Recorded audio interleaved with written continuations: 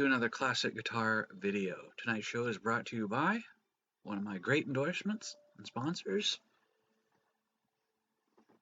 Guitar Center of Glendora. Please check them out. They're really great employees, knowledgeable.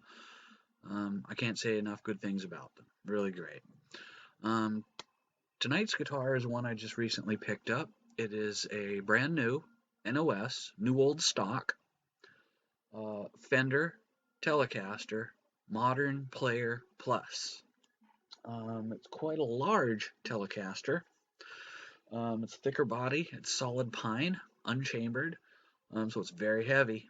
You wouldn't know it looking at it. It weighs as much as a full-sized, unchambered Gibson Les Paul. It's heavy, but it's beautiful and it's nice. So if you like something with a nice heavier tonnage sounding Telecaster, this one would be for you.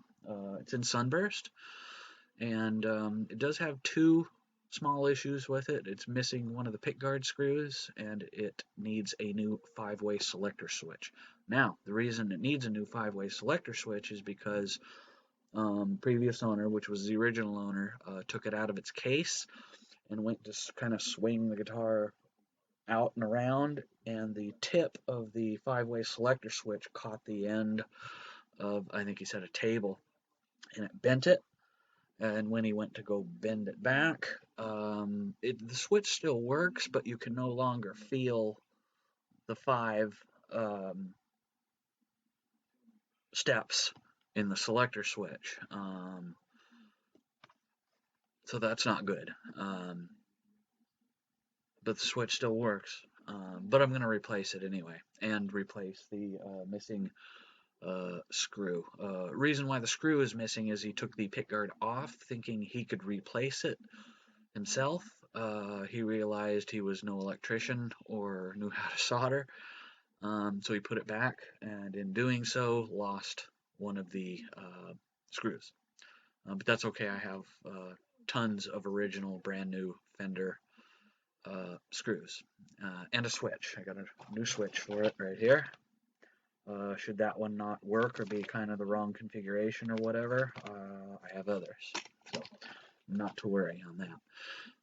So let's go ahead and have a look at this sucker. And here it is in all its glory. And there she is. She's beaut. Very pretty guitar. Like I said, these are very heavy. Like 9.5 pounds, very heavy for a Telecaster. You pick it up and you think, most Telecasters are kind of small in stature and fairly lightweight, but you go to grab this and you're like, whoa. Plus you can see the body is a lot thicker than your typical Telecaster. And again, the body is pine with a solid maple neck. We have the 5-way selector. And then we have volume, tone, and then a coil split for the humbucker. So there's that. We'll go ahead and test play her. And jack is a little loose. It's going to be way out of tune and everything, but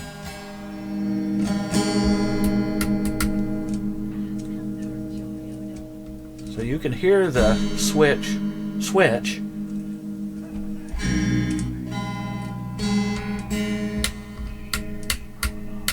the coil split works.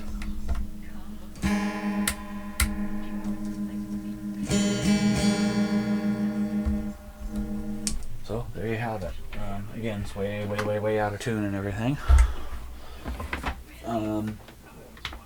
So it still works, but the stepping no longer works. You can no longer feel each, kind of click anymore. And that's fine. We'll fix that. Maybe I can even fix this switch. Maybe it's just something as simple as bending a tab back or something. We'll see. And then the one missing screw is right there. I asked him if he had the screw. He says he has the typical person's junk kitchen drawer. He said if it would be anywhere, it would be in there. If his wife picked it up and tossed it in there.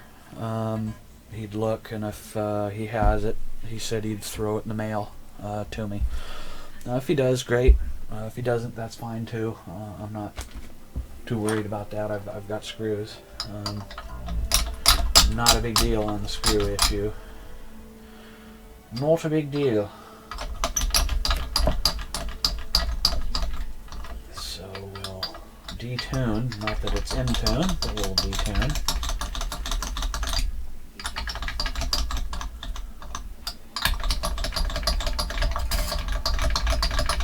These strings are new, so I'm not going to change those out. The guy said he replaced them and then just didn't put the guitar back in tune once he took the pick guard off. So he's like, oh, okay. Not a big deal on that either. On the foul. So these strings just come off very easy, your typical Fender center hole type strings. So we can put those back easy enough when we go to put the guitar back together. No big deal on that stuff. No biggie. No biggie. Whoops. No biggie. I'm going to move this because I'm having a difficult time with these parts sitting over here. I knock them over every time. So I'm going to just simply move them. How about that? How about that? How about that? Move that, and then move that, and then move that. There we go. Now we're cooking with gas. Now I can move this pad somewhere where it was. I don't know, over here I guess. For now, no big deal. Let's see, I don't know. We'll take up this pick guard and we'll see what's under it. Who knows, maybe the screw is under there. I don't think so, because he said he lost the screw, or it might be in the his junk drawer that he mentioned. So yeah, we'll see what this is gonna do. So yeah, he bought this guitar, decided it was too heavy for him, and just, you know, bought it, strummed on it once, and then that was it. And then went to move it from his case, getting it out of his case, and then bumped this, thus bending it. And then he went to go ahead and take the pick guard off and all that stuff, and then he's lost interest and stopped playing it. Long story short there. So yeah, no biggie though. We'll see what this is doing or not. Oops, I forgot a screw there. We'll see what this is doing or not doing here in a minute. Okay. Oh, that's interesting. Okay, there's two brand new picks under the pick guard. That's interesting. Klasic 70mm, 0.70mm USA D'Addario in kind of a tie-dye. So wow, I got two free picks. Yeah, 0.60mm Dunlop. That's interesting. I guess he just kind of tucked those under there. I'll have to tell him that when I go to email him back to ask him if he found that screw. He asked me told me to email him in a few days. If he had that screw, he'd know better in a few days. So, yeah, okay. Everything looks kosher under there. So that's good. Everything looks kosher. So we'll just I won't screw it back yet because I'll polish under the pick guard, because I see some spots that are kind of a little bit dirty from the factory. So I will do that. So let's pick up this. Nope, wrong screw. Let's unscrew the mohickey and take a look under this loaded electronics plate. Let's see what we've got. Now we'll see. Ooh, what's that? That's oh, okay, never mind. Ground. We always check the ground, make sure the ground is tight, and that gives a chance to look at all the electronics. I'll take a picture, because you know me, I gotta take a picture of everything. I even have pictures of me taking pictures. So isn't that fun?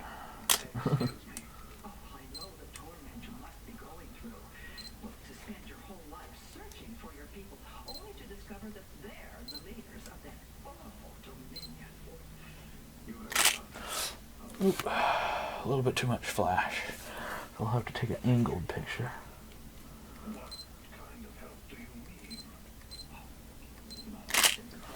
That's better.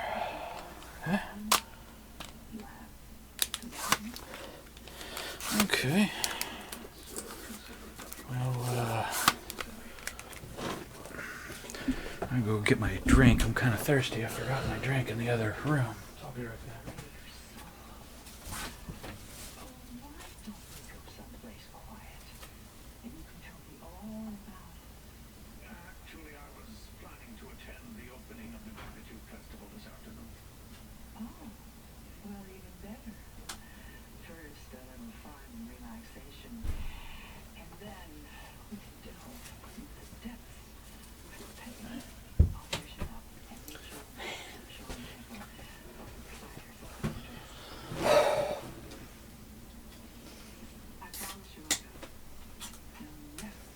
Yeah, well.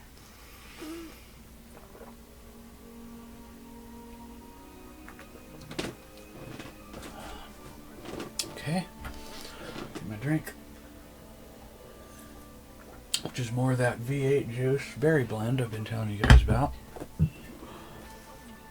love, love, love that stuff. It's good, good, good.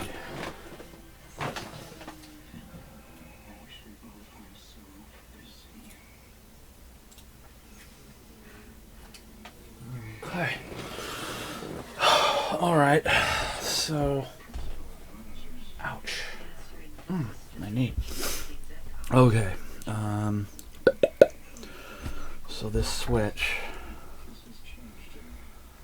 might be able to fix this switch, I think. We'll see.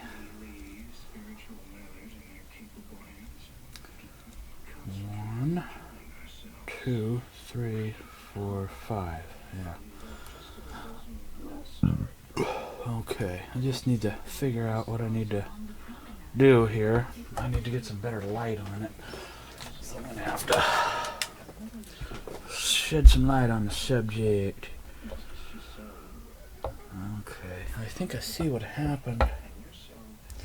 Oh yeah, the plate, the secondary plate, metal plate, not the circuit board type plate, is slightly bent. So I think if I take my pliers, my needle nose that is, and ever so slightly bend, I can bend the feeling of the positioning back. So I'm going to try that first before replacing the switch. I do have the same switch though. It's the same exact switch. Let's see, how many contacts? 1, 2, 3, 4. 1, 2, 3, 4. And we've got 1, 2, 3, 4. 1, 2, 3, 4. Same type of roller switch, yeah. I'm going to save these switches. I mean, I've got like 300 of these switches. I bought them really cheap, and they're good quality. But every one I can save is just one more that I have. So let me get the needle nose out. Very gently and gingerly kind of crush this back. You have to do it very carefully because you don't want to crack this circuit board. You just very carefully, very, very carefully. Ooh, that's actually better. That's actually better. Needs to be done more, but it's actually better.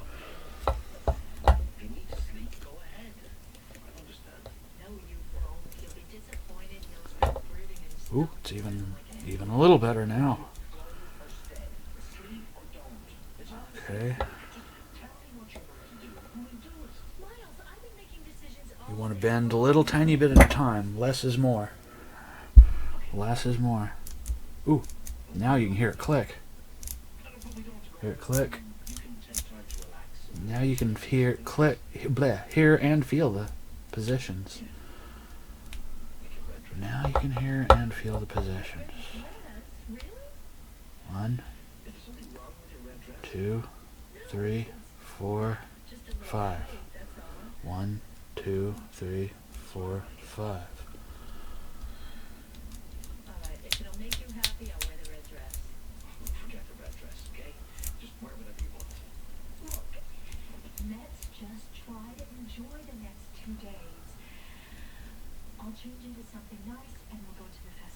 Okay. Bend it just a tiny bit more. Not much. There we go, I think. And then we'll clean the contacts up a little bit, because it was staticking a little tiny bit. Not a lot, but a little bit.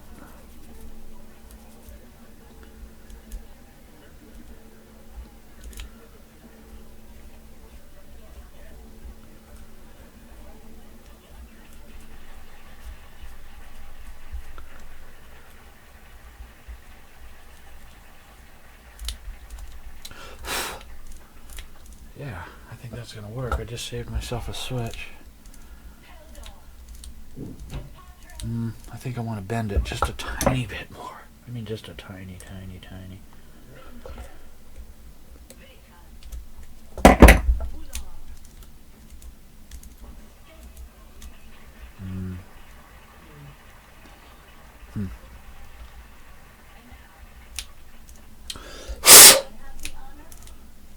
One, two, 1, 2, 3, 4, 5. And bend it a little bit more.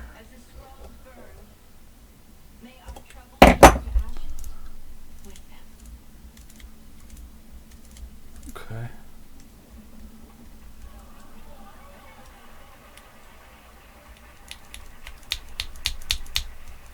I think that'll do it. I think that'll do it. Interesting. Okay. So I think I saved the switch, unless I messed something up on it just now. We'll find that out in the test play. Then it should be fine.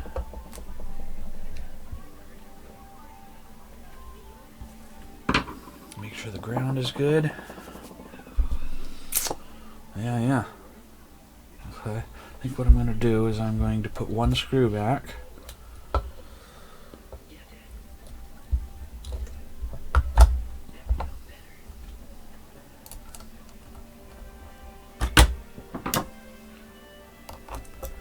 And then put one screw back on the pick guard, because I'm going to flip it over and tighten the tuners and neck and all that good stuff. We'll just kind of leave that off for now, and then go from there. Flip this sucker over, this 49-pound guitar. Well, that's what it feels like anyway.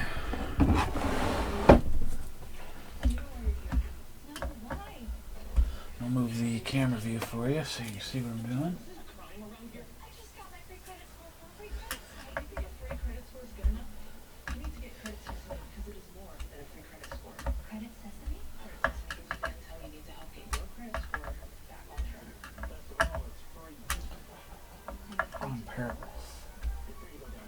Really beef.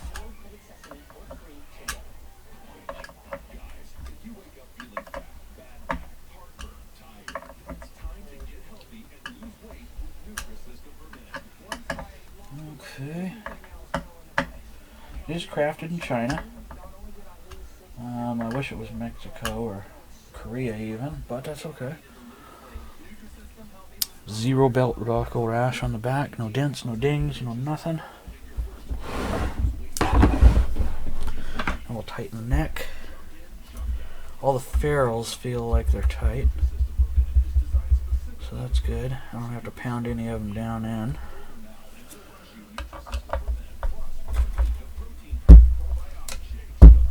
Ooh, be careful.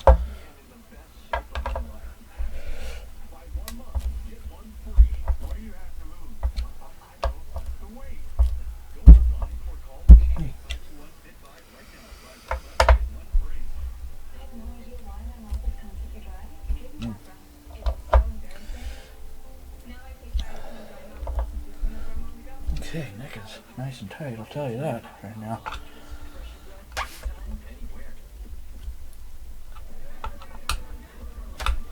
Okay, now we'll do the bottom strap button. We did the top one, now we'll do the bottom.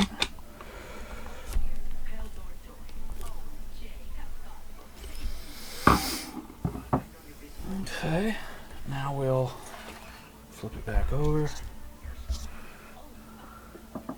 Do the screws for the hold the string tree rather, I'm sorry.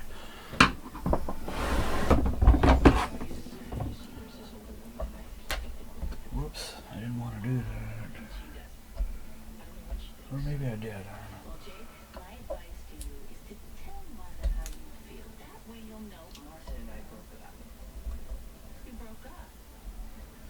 Oh my, okay. Can't see that.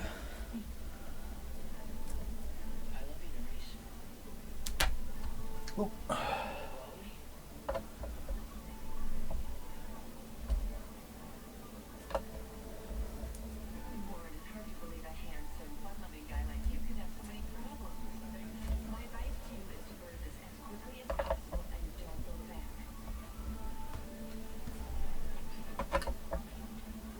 Okay, check the nut. The nut's nice and tight.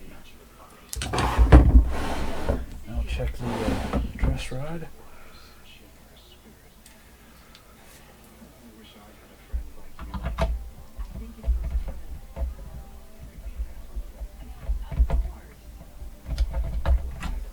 Wait a minute, I forgot to.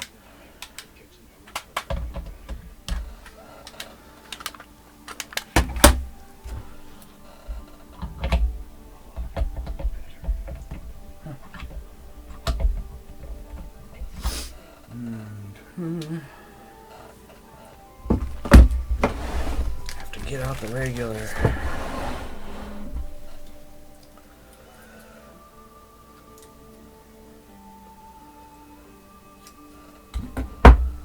Allens.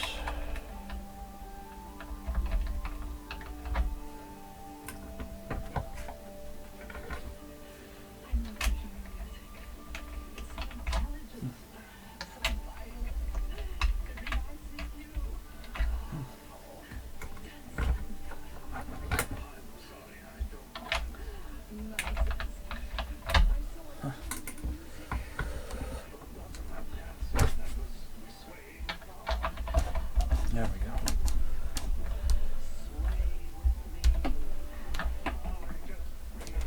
Yeah, 5mm. I don't know what I was thinking.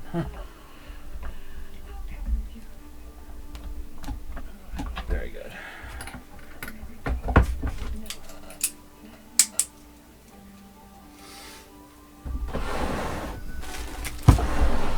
Okay, everything tight that way.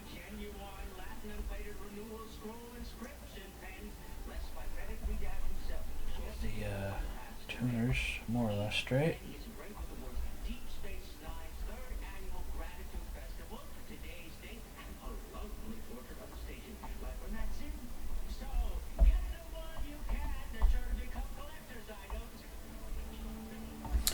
Okay, what else? We'll groove and dry lube the nut, and then polish the frets and fretboard.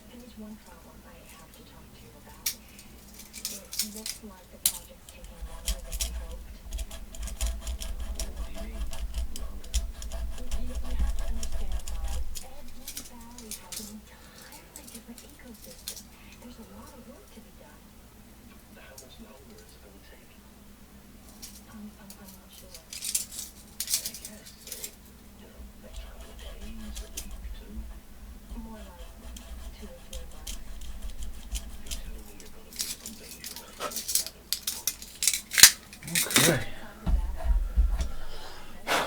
We dry lubed her. Grooved her rather. Now we'll dry lube it.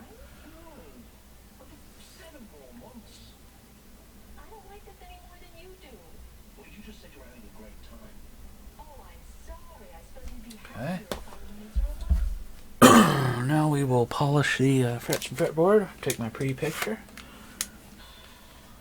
And this is a high finish, high polish neck, so it's going to come out really, really, really, really, really nice. Really, really, really nice.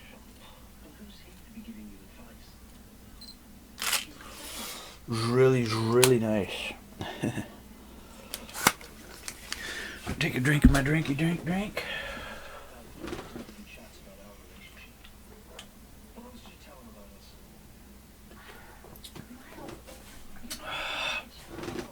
And then move camera view. And then we will proceed. We will proceed with procedure. So I saved that 5-way switch. I'm real happy about that. Anywhere I can save something that's OEM, I do. And I will do. Just because it's, to me it's better to do that and save the money, and it's one less switch I gotta use, and as long as it still works, then what's the difference?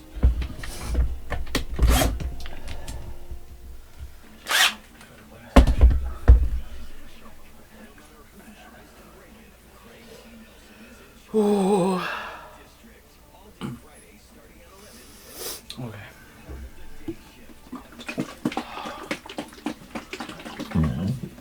Excuse me. Got the burpees, so we had a pretty big dinner. I splurged for our favorite Mexican restaurant tonight, so it's really, really good, and I'm stuffed. I'm stuffed like a turkey on Thanksgiving. Okay. Oops.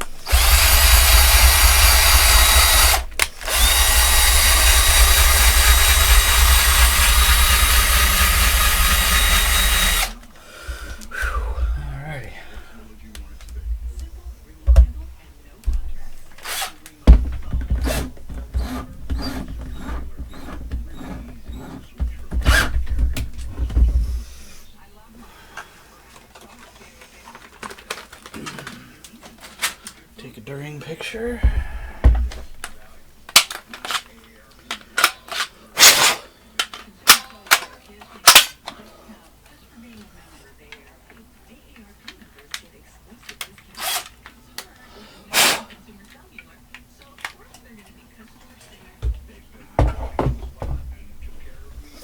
during picture.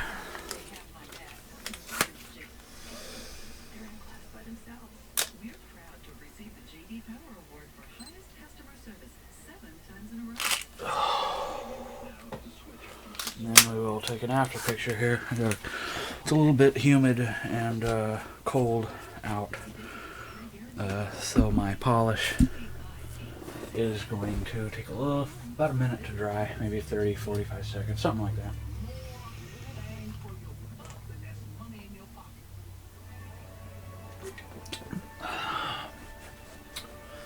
Something like that. Meantime, I'll look at this flashlight. Harbor Freight. I don't know if it's broken or not. I'll put some batteries in it and see if it's working.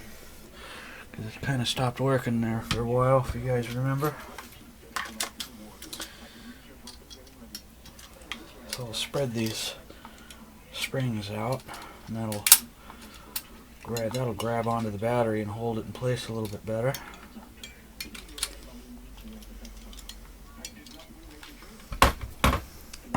Grab 4 new batteries. I can't believe this thing takes 4 AA's. I mean, holy mackerel. That's a lot of friggin' batteries for a light. I just can't believe it takes that many.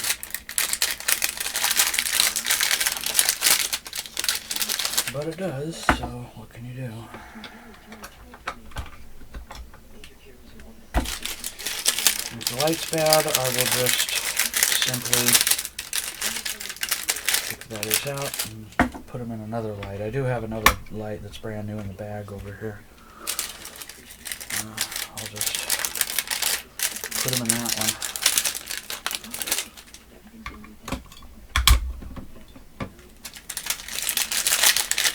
Now that leaves me with 2 batteries left. If this works, and I don't have to take them back out.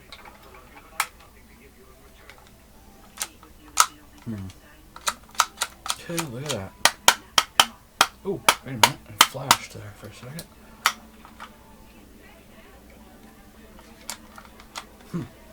Ay, ay, ay. Maybe I need to close the cover so the batteries don't partially come out. I'll give that a try. It flashed there for a second, didn't it? Maybe it's the switch.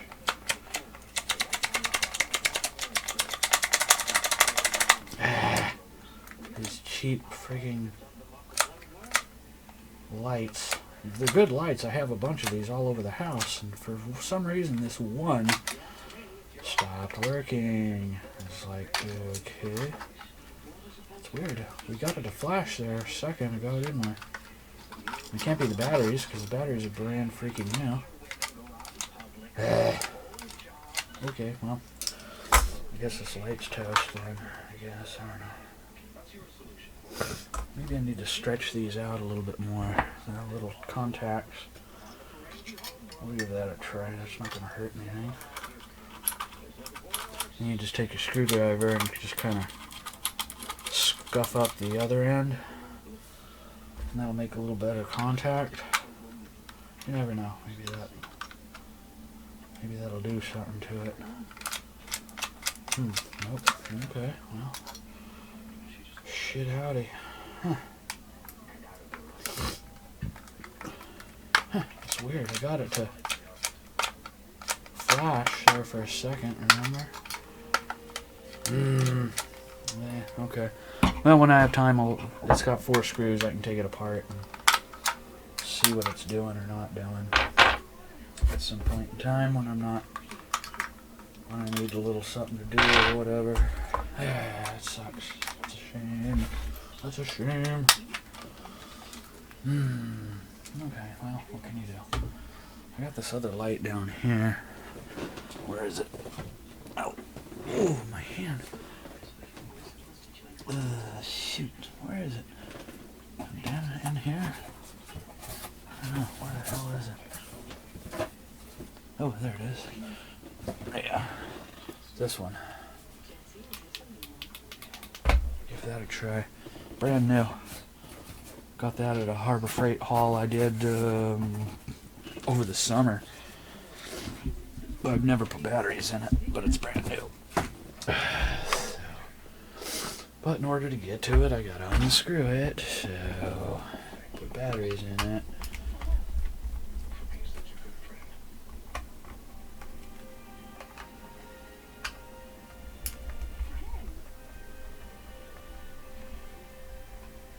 Okay, screw.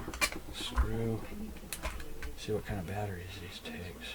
Oh shit, it's already got batteries in it. Huh, but they're dead, obviously. 3 AAAs. That's just what they come with when you buy the light new. These are definitely no good. Super cheap ass batteries. Okay, well, I use 4 of these new ones, or 3. This one takes 3.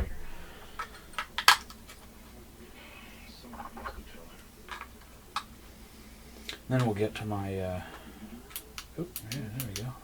Bitchin'. Hardcore bitchin'.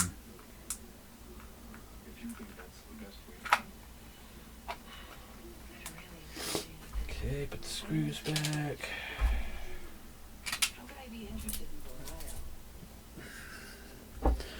Then we'll go ahead and polish off the neck here. That's got to be dried by now. Normally I don't have to wait until it dries, but since the humidity is so high, because we had a pretty big storm over the weekend and whatnot. Okay, now that's done. Okay, ta-da! Our new flashlight. Harbor Freight. Boom. Acts as an emergency triangle too. Triangle light. That's red, obviously. Then we got white. Then we got blinking. But it's cool. Got a little extra flashlight. It's got a hook on it that you can move and hang it, and it's also got a magnet. So that's pretty cool. Kind of like this light. Ooh, these are dead too. Okay. Yeah, got all these batteries that are dead.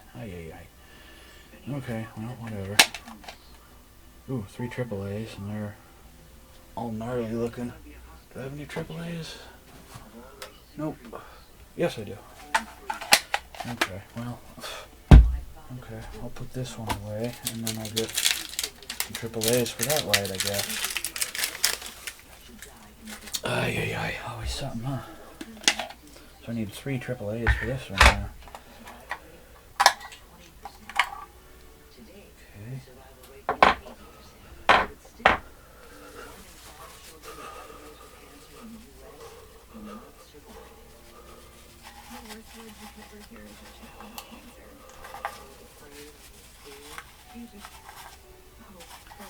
Okay, so 3 triples.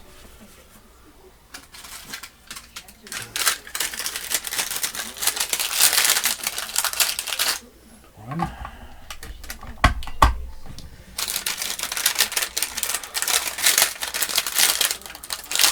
You'd be shocked how many batteries I go through in a year, especially when it starts around Thanksgiving time, Christmas, Halloween time, Christmas time. All my battery operated decorations and stuff. Holy mackerlandy. Ooh, that's bright, Sunder. Look at that. Boom.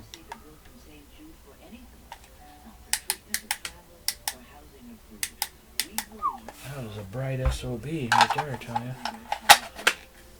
This one's kind of cool. It's got a swivel, you know, and a magnet on the back. Cool light. What can I say? It's a light. What do you want? Okay, now I got all these lights. I got all these lights. Holy mackerel. Okay. Alright, enough with the lights. Back to the guitar. Sorry, folks. Clean rag. And then we'll go 1, 2, 3, 4, 5, 6, 7, 8, 9, 10, 11, 12. Whoa, look at that. That is gnarly.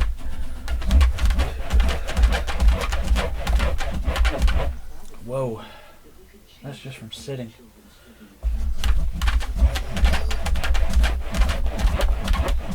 Wow. Can you friggin' beat that? Ooh, this thing's gonna look amazing when it's done, though. I'll tell you that much right now.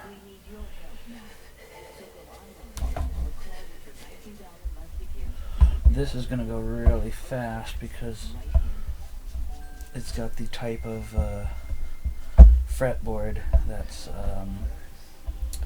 high polish. So I'm gonna finish this one getting the leading edge of the frets really fast, and there's 0 fret wear on it, of course, because the guitar is brand new and a last new old stock.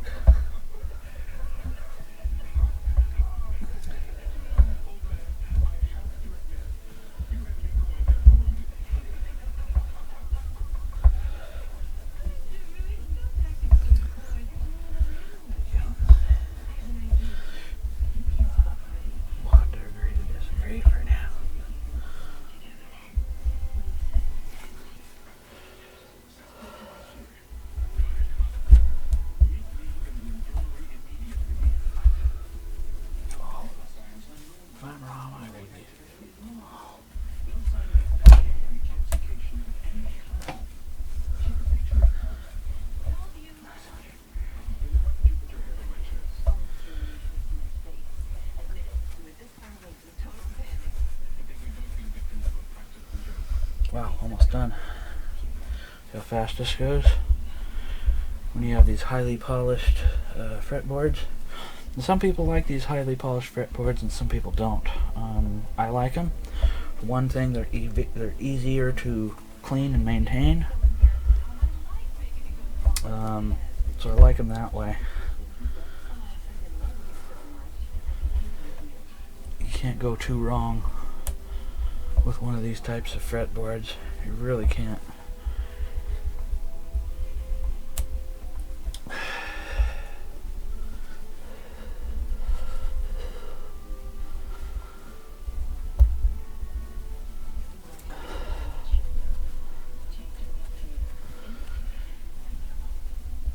Okay, almost done. See how fast this is going?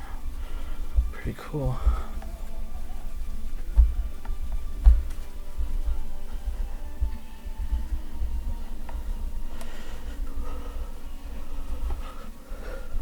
Wow, look how fast that went, man. That just breezed. Easy breezy. Easy breezy, I tell you. And I will finish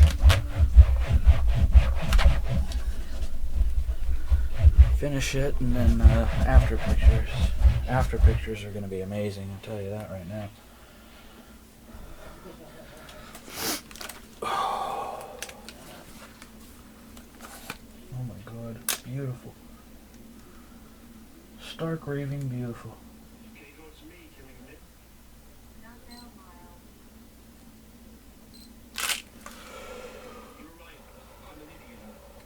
Wow. Not that it was bad before, it just was a little dusty and fingerprinted, and yeah. Holy shit balls of fire. Wow. Sorry for the language, but I couldn't help myself. Wow. Amazing. Simply amazing. Wow. Okay, look at the frets and fretboard, folks. That is just stark raving awesome.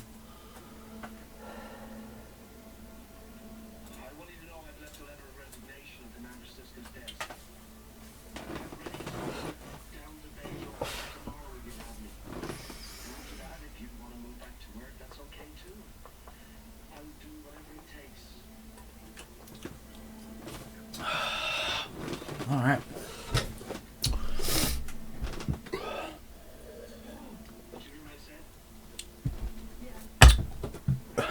I can't keep putting that up against my thing. I just can't. I'm gonna have to use a plate for my drink from now on. Yeah, okay. Well, it's alright. No big deal. Alright.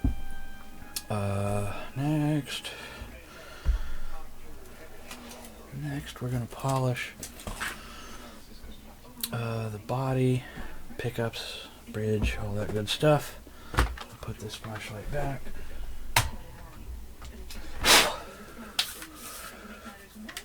This one doesn't work either.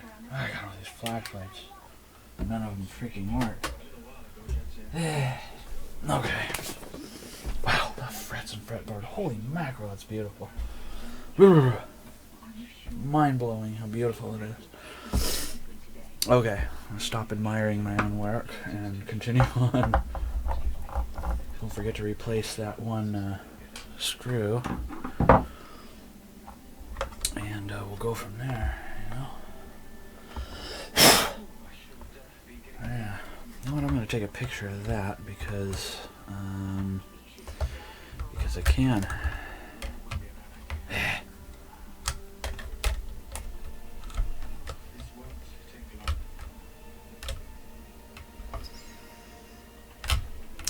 I'll just have to hold it like that and then take the picture.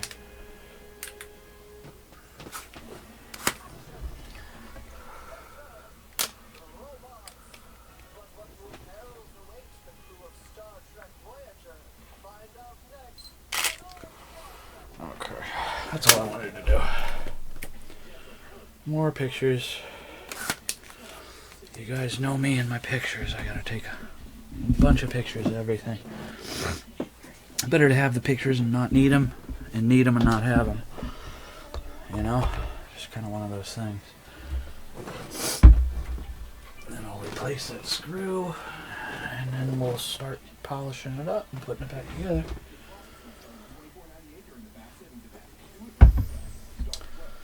Alright, this thing is going to come out stunning when I'm done.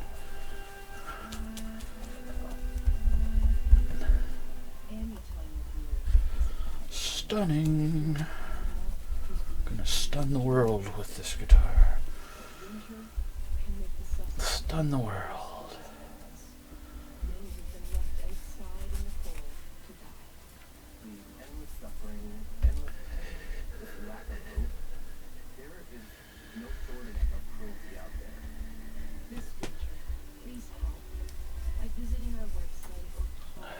Ooh, oops.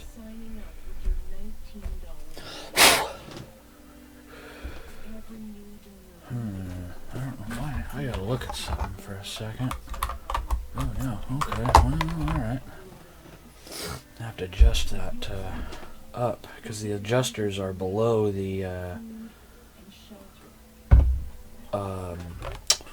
they're below the, pick guard. So I'm gonna have to adjust the pickup height, above it here.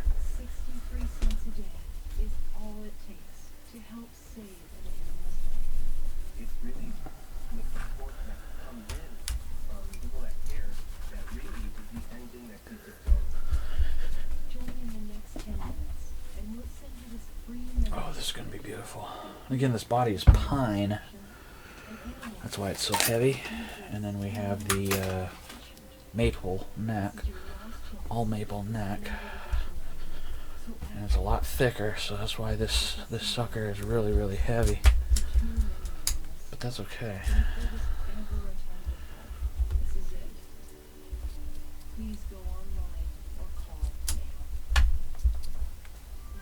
I'm going to unscrew this so I can polish under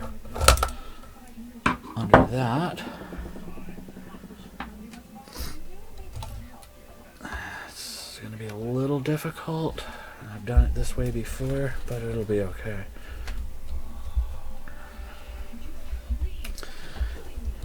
Just like I like to polish under everything too. Just for the sake of saying I did it, you know. Plus sometimes when they polish at the factory, they leave a little bit of polish residue behind, like right there.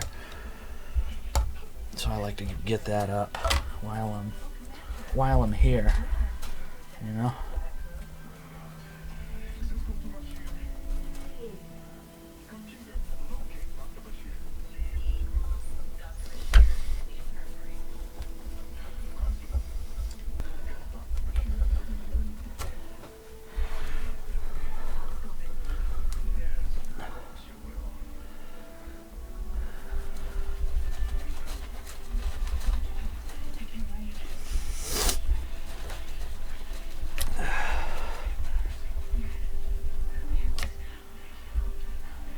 Okay. Get that, and then we'll move that over. Oops. And then get that out of the way. I think it'll work. And then I can polish the, yeah, it's a metal bezel, not a plastic one. This chrome bezel is metal. Chromed metal. So that's good, that's cool. I remember these being chromed metal now, come to think of it. Because this isn't the first one of these guitars that I've owned. I've actually owned quite a few of them. Not many, but quite a few of them.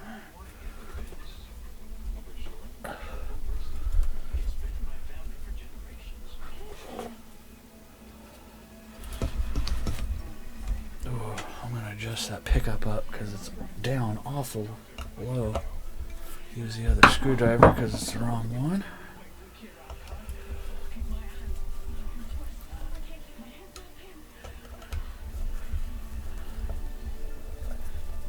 There we go.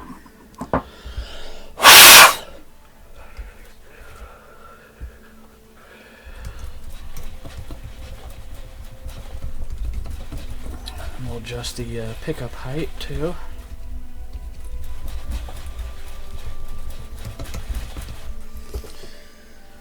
And then we'll polish off and then see what she looks like.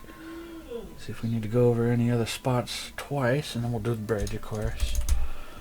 And then flip it over and all that good stuff. So.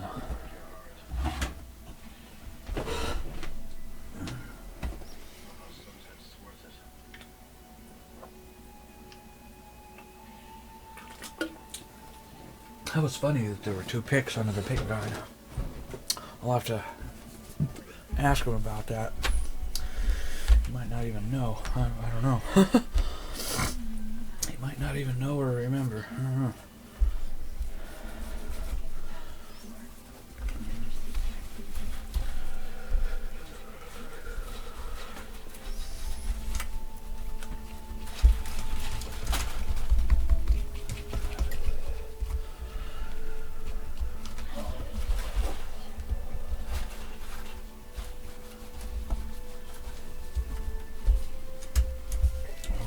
Beautiful, beautiful for spacious skies. Oh man, this thing is freaking stellar. Whoops. Holy mackerel, Andy.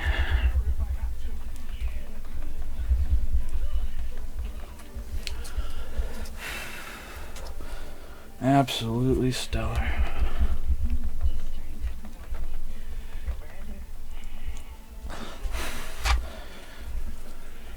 Okay, I'm gonna have to stand up to do the rest because I can't really see.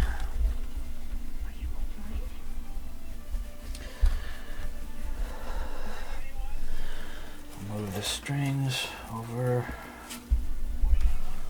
and then remove this.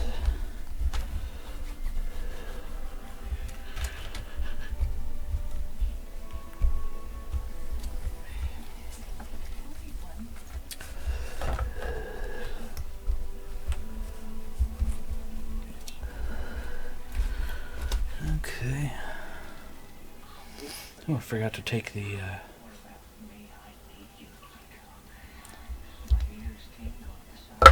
whoops. Carefully.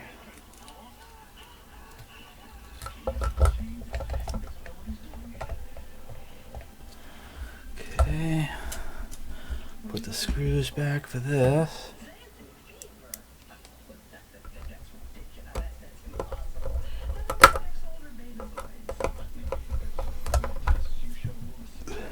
Now I won't cinch down on them yet because I might need or want to take it up again. Same with the pick guard.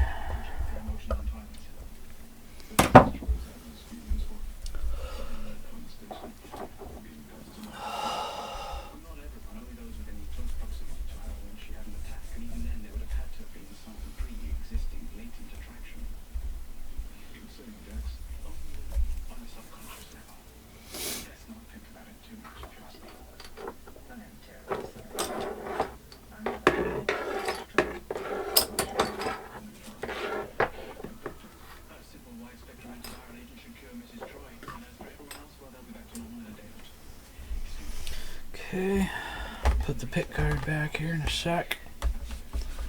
Some sort of polish residue. I want to get up and just kind of hand wipe this. No need to polish under it, obviously. Just kind of get up anything or any stuffs, as I like to call it. I'm going to get up any stuffs.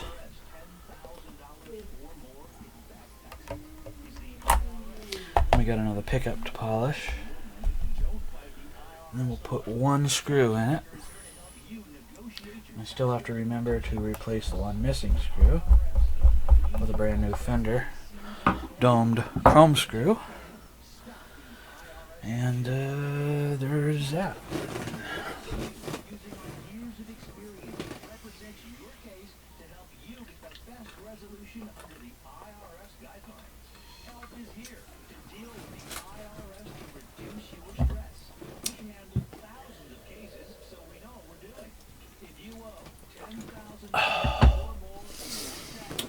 Okay.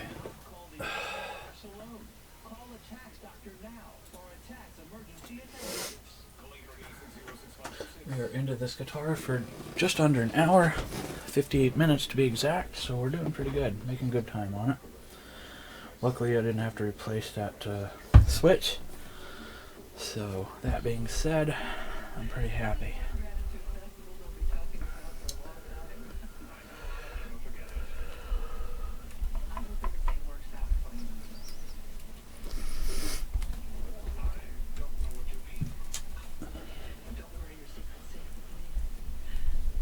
I'm really sad that the guy said he peeled off the protective plastic that's on the pick guard and the pickups. I wish he had kept that, but he didn't. So whatever, it's okay. Not a big deal. Would have been nice if we did, but that's alright. I'm gonna raise that pickup. I gotta remember to raise this pickup back up too, because it's pretty low. I don't like it that low. Ooh, man, look at the residual polish that's under this pickup. Oh, okay.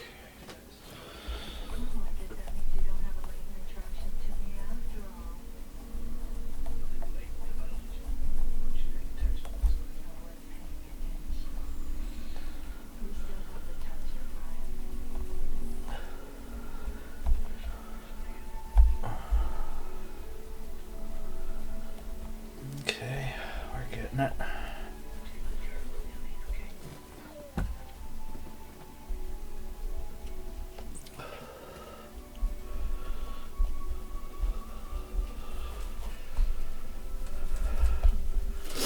Okay.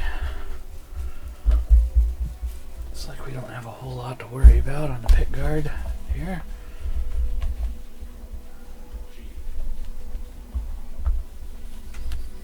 Very nice. Ought to be. It's brand freaking new, so there shouldn't be any problems, issues, or glitches with it.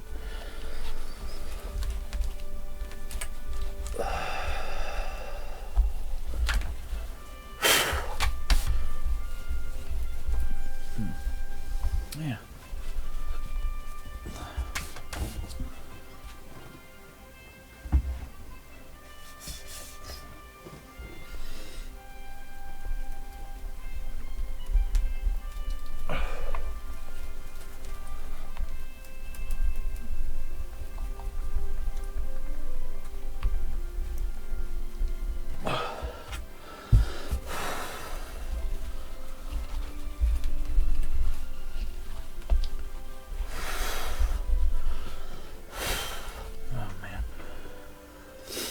Yeah, well,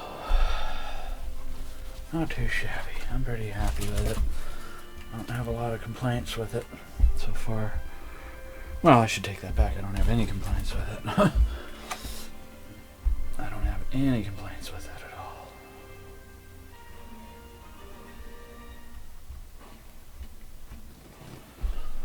Groove that out. Okay, I will flip this sucker over and do the take these off.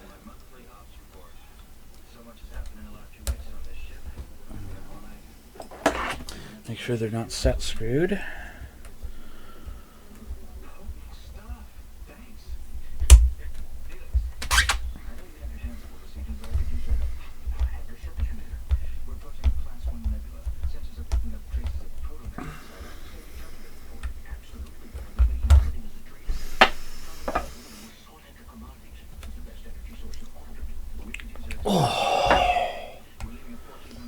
My.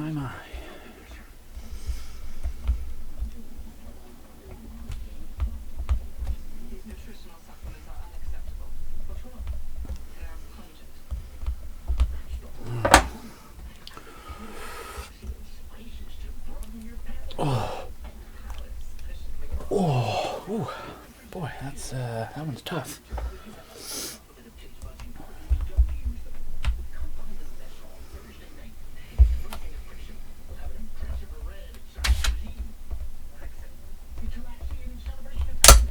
Ooh, I want to be careful not to make any mars or marks.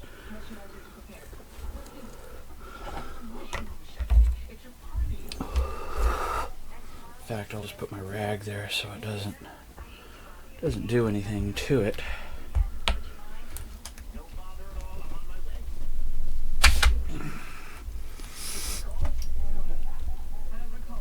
Oh man, that one's tough.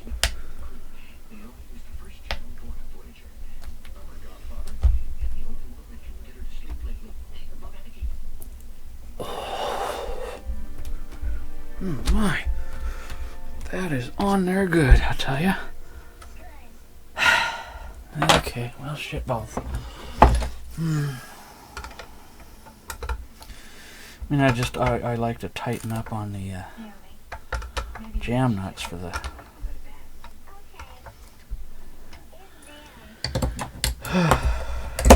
But holy mackerel, that is a bitch and a quarter. That just won't come up for nothing or nobody.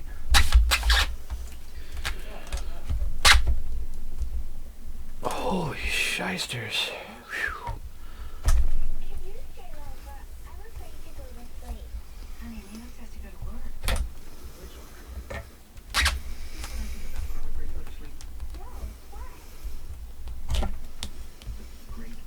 And just go a little bit at a time. I mean,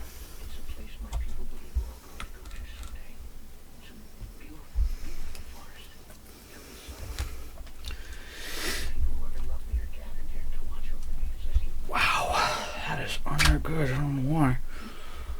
I don't want to do it too much more because I don't want to pull the shaft out of the pot. I think it's just on there really good because I can't get it up. So, in case like that, I leave it be because I don't want to do damage to the pot. Because you pry too much, you don't want to force it up is what I'm getting at. You force it up, then you're just kind of asking for problems. More times than not, so I just leave it be. Know what I mean? Burn. Alright, I'll be right back.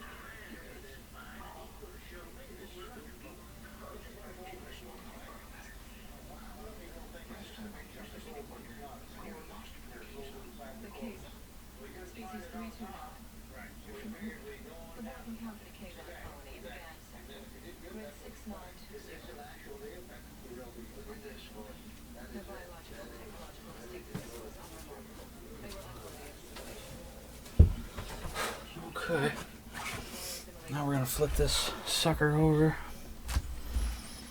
and do the back. going to sit down to do it.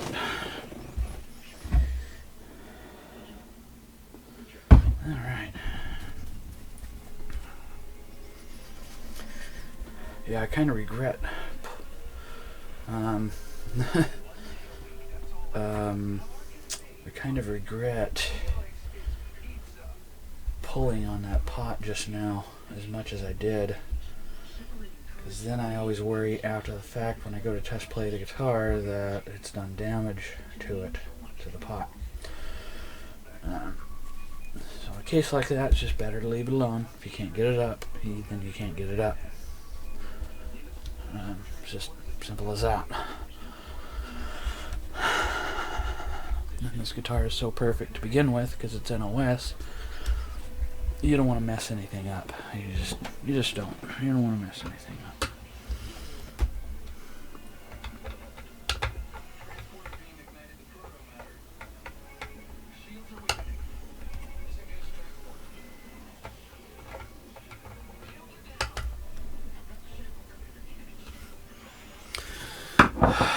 So, that being said,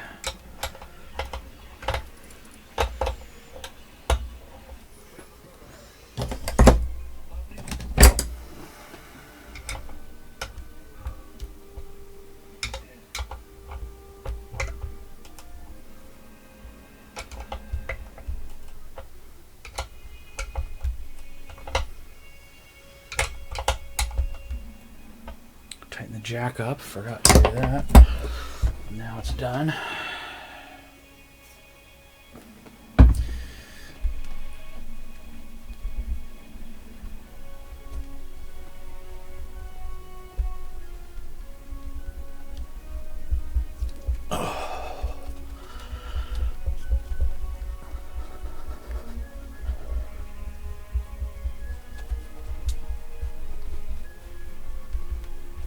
Okay. This should come out really stellar because there's no buckle rash or anything because the guitar is new.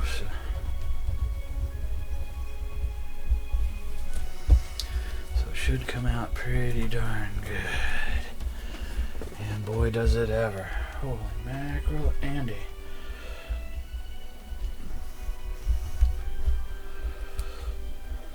Holy shysters. Boy, does it come out nice, indeed. Holy mackerel. I don't even think I have to go over this a second time so far. One little tiny spot, actually. Spoke too soon.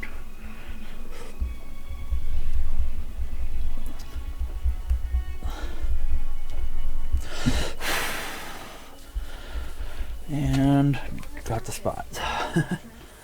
Doesn't take much. You can get the spot. It's beautiful. Weather permitting tomorrow, I'll take pictures of this and you'll see what I mean on the beauty on this guitar tomorrow when you see it on my Twitter and Facebook and all that stuff.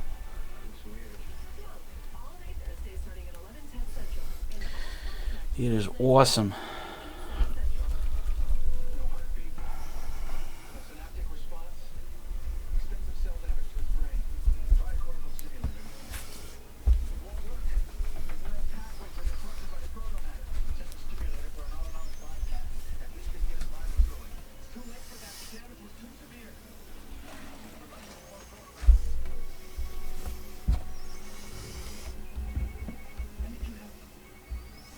Gotta make up some new polish and wax combo. I mix my own polish and wax.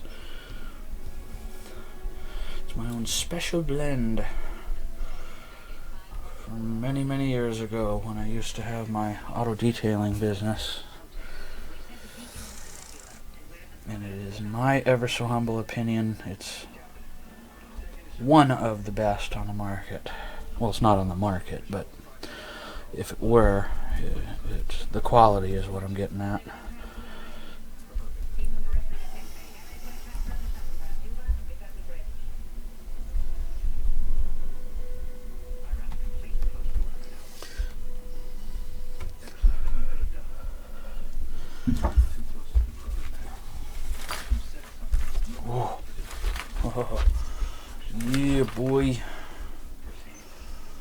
Oh yeah, baby.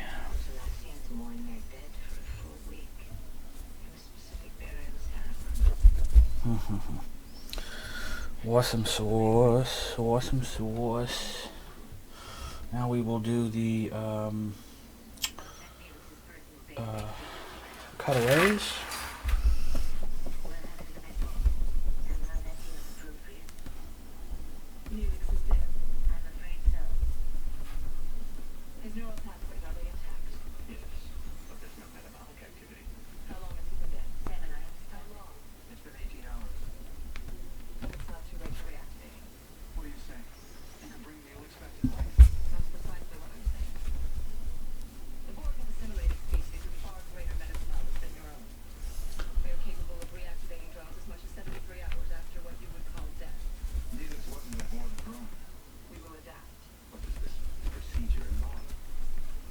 Okay, the other side.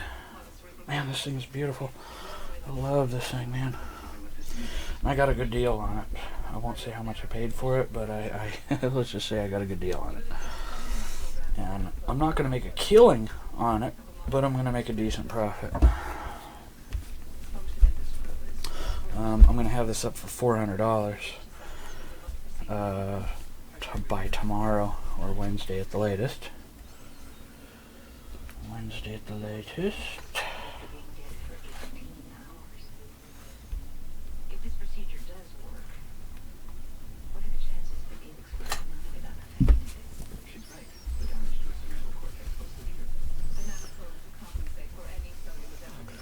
Okay, now we'll do the turn these pins up. We'll do the back of the neck.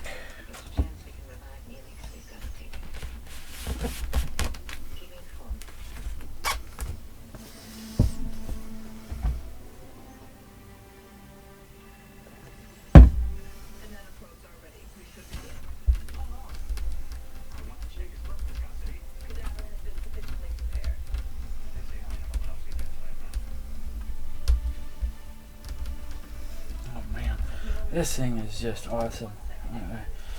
I know it was made in China, but you know what? China quality of guitars has really gotten better in the past 5, 10, even 15 years. Where most guitars that were made in China were just utter junk. I would put this one on par with one, say, made in Korea, even.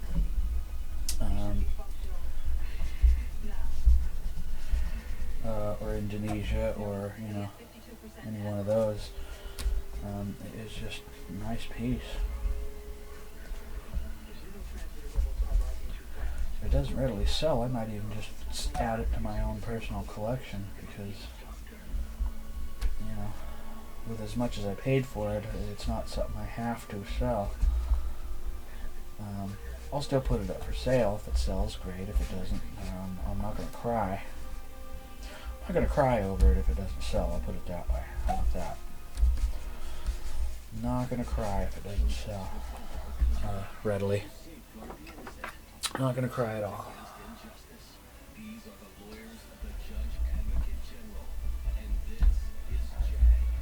Not going to cry. Cry for me, Argentina. Yeah. Not good. My singing is way out of practice. I do sing, but my singing is way out of practice. I'll tell you that right now. Even I will admit to that. My singing is way off.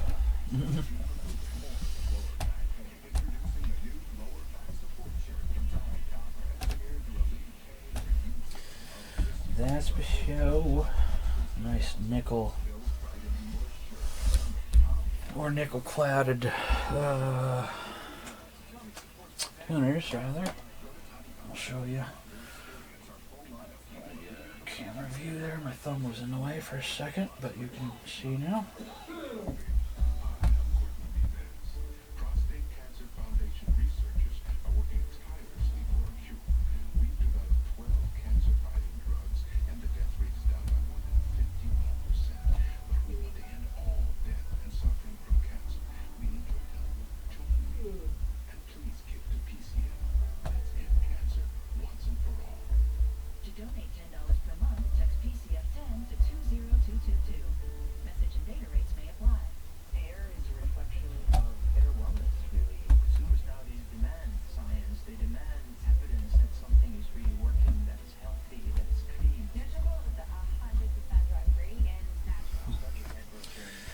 Okay.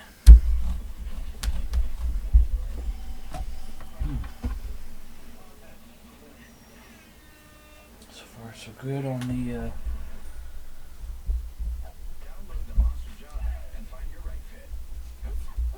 tuners. I need to go over the tops of the tuners one more time.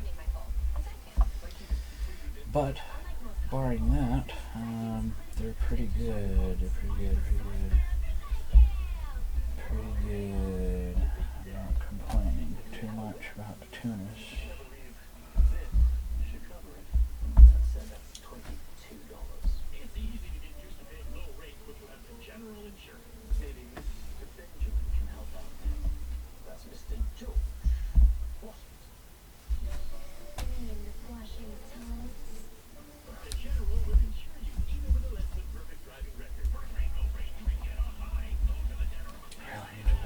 Rags because they're starting to get a little bit too much impregnated with polish.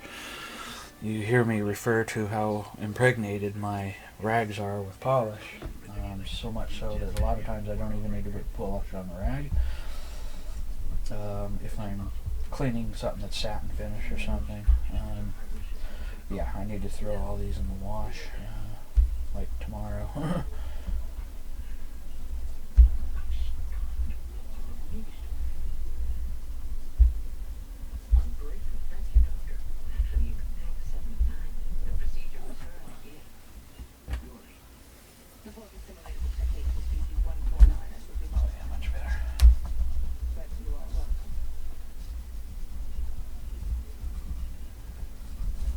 Oh yeah, that always come better a second time, huh?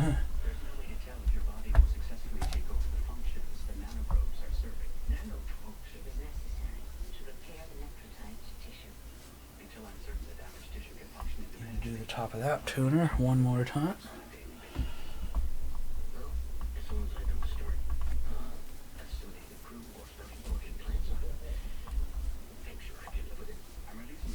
I'm gonna go over the back of the tuners even one more time.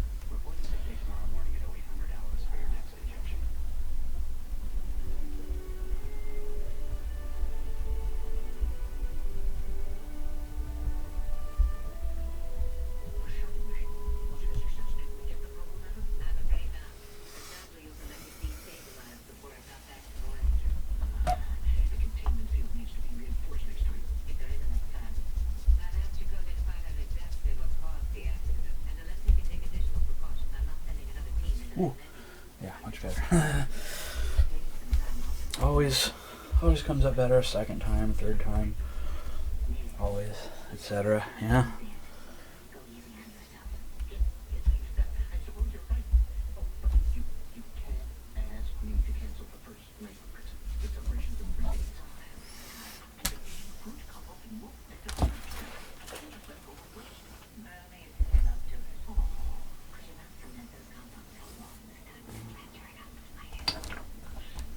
Okay, now we'll do the top of the headstock and top of the tuners.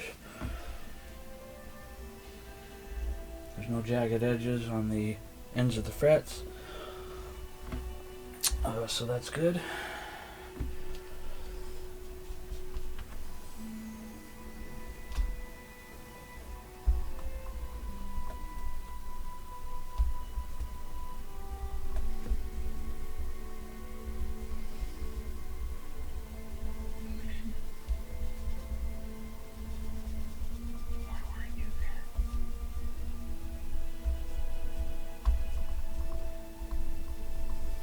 Ooh, I need to sit down. I got a little, my back started impinging on me for a split second there. So I just need to sit down for a second, guys. Oh, mercy. Whew. Ooh.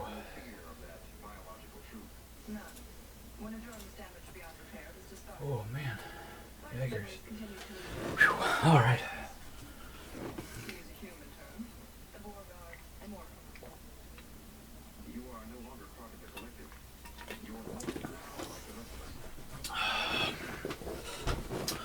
Okay, back to work.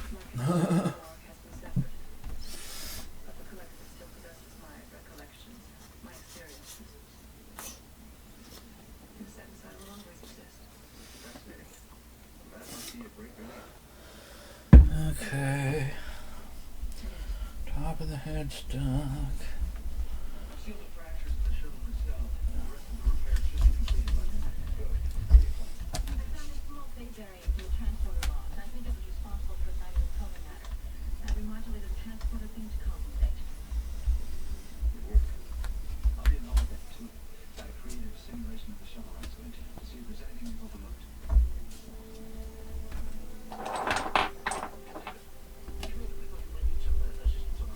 Oh, I'm gonna use my stick because I get in between the string trees here. I don't want to have to take them off because every time you remove those string trees,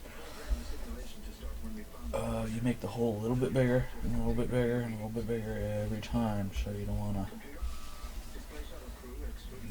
do that. So.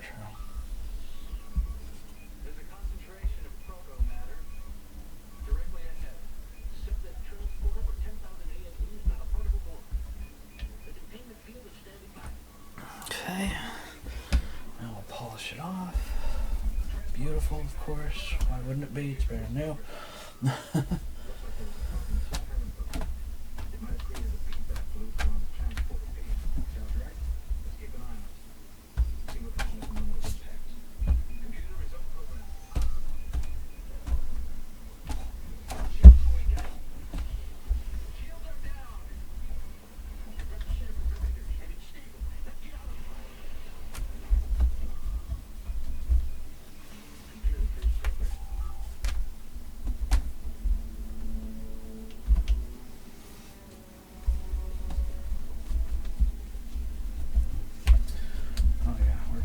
Doing fine with the string trees and whatnot.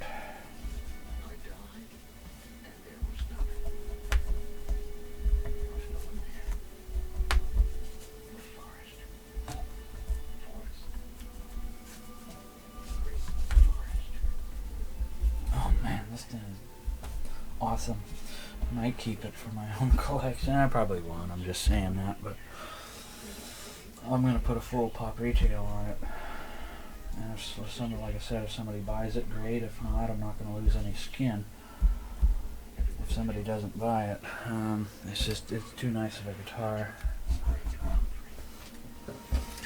Even though it's made in China, it's still too nice of a guitar to just let it go. Because brand new, these are $450. Well, no, $479. I don't think I looked them up today. Like $480, between $450 and $480. Thereabouts. So yeah. Okay, I'm gonna get that one missing screw out. I'm gonna find that, and then we'll go from there. I'm gonna have to rummage through all my parts now because shoot, now I gotta find it because I gotta find it. Oh man.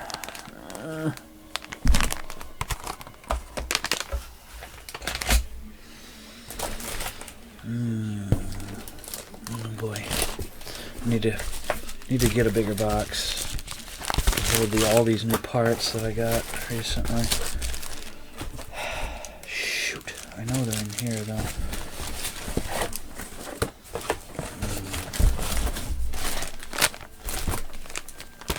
Oh man, where is my new screws?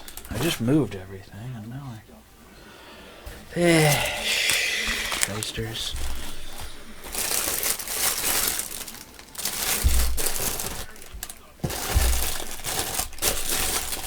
Oh man, where's my new screws? Am I gonna have to take every single thing out of here to find my new screws? I might. Looks like I'm gonna have to take everything out of here. Find my new screws.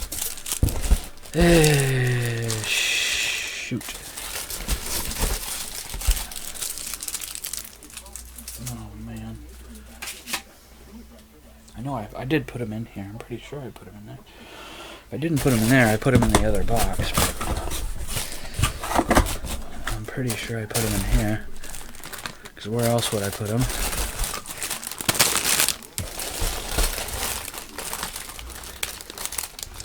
New pots. My new 200K pots. Oh boy. Okay. Now I'm getting worried because now I don't know where my stuff is. Shoot.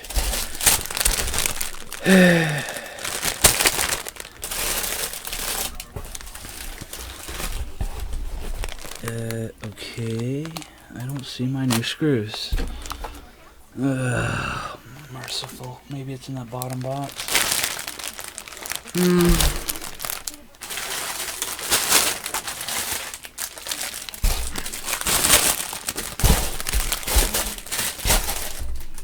Son of a mother. Okay.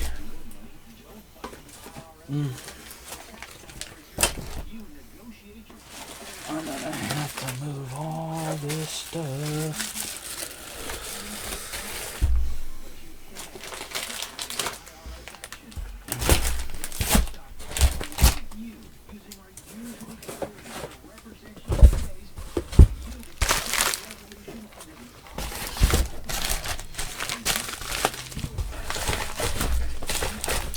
I'm gonna put everything. Shoot. Oh man, this ain't cool. Shoot.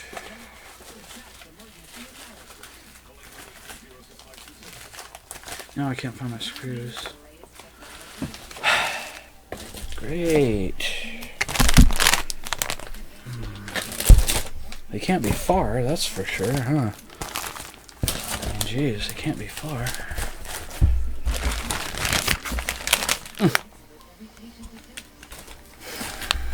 Okay. Mercy. Okay, maybe they're in the other box here on the floor. Now I gotta look and see because... No, this is all Harbor Freight stuff. Okay, so it's not in there.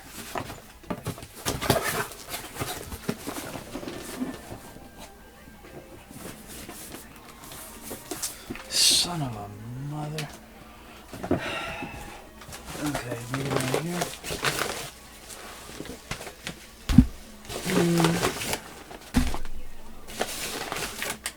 Nope.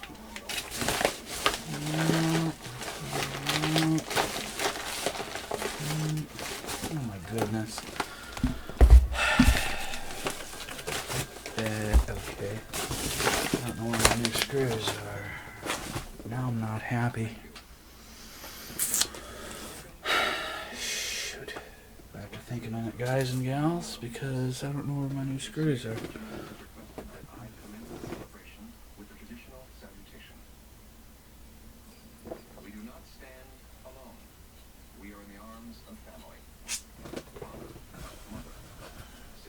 Okay.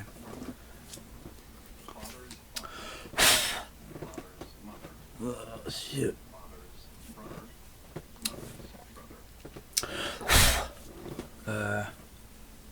Okay. Son of a mother. They can, like I said, they can't be far because they can't be far.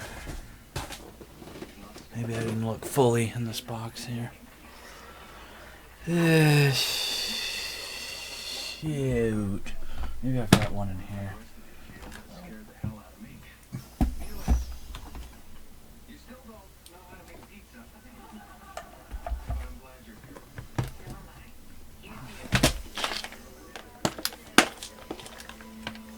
Nope, those are gold. I have some, but they're gold. Oh, wait a minute. Nope. Too small. I'll find one. Not that big of a deal. It's a screw. Nope, those are gold.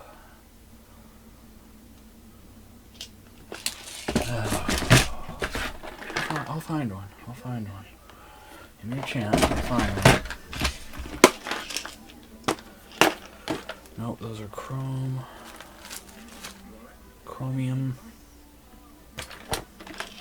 Or I mean, no, those are gold, I meant to say. Okay, I don't know where my new screws are. Oh, wait a minute. I just found them. They were up here. I know what happened. I meant to put them in the bag, but I put them up here instead. God, can you beat that? I really need to do some parts organizing in here with all the parts I've ordered in the past. Since what, July? I really need to go through my parts and put them in that new box I told you guys about the other day. So anyway, I got these genuine Fender screws, chrome, black, gold.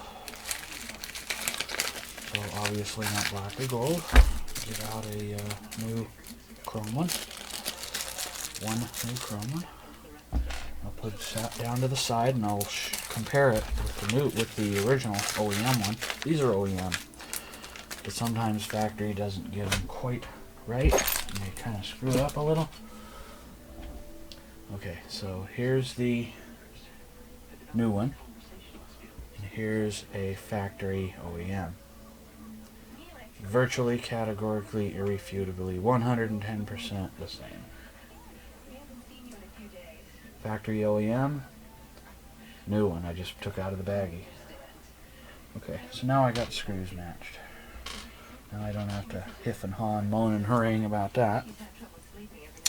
Because I don't like hiffing and hawing and moaning and hurrying about it. So, that being said, we're done with that issue. Okay, now I'm going to tighten this little tiny jam nut, which is a tiny jam nut. I'm going to put this rag down so I don't...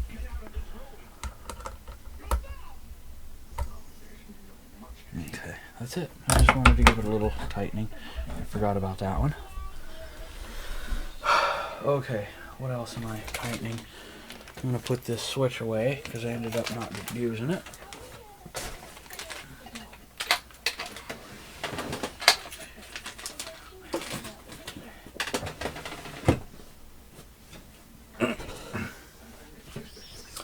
Sit down a second because my back is killing me. I'm going to change all these parts in the box tomorrow because the box is too small. It's outgrown all my orders.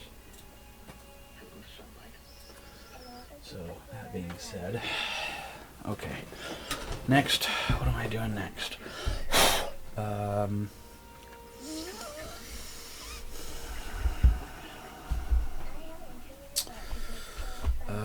We're going to... Oh, I was going to adjust the height of that pickup.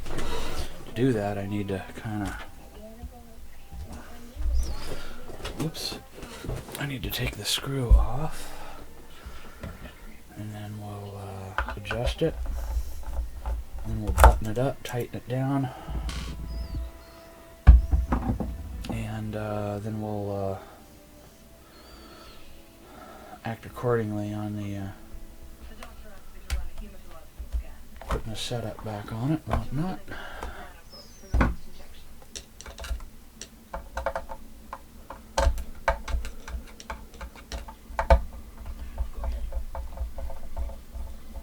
Oh, that's not... Okay, there we go.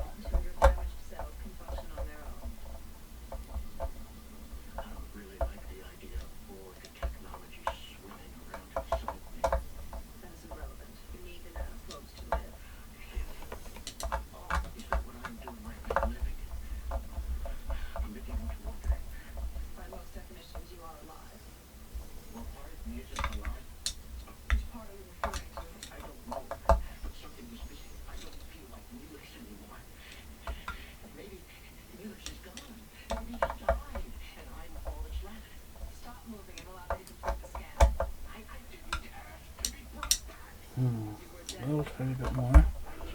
I'm usually pretty good at eyeing it. I just like it a little higher than it was.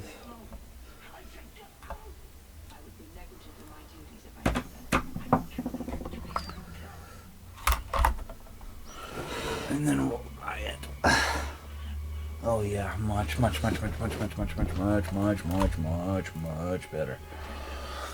Much better. Okay, I put the one new screw aside and I'm going to put it here at the top so that way I know which one it is.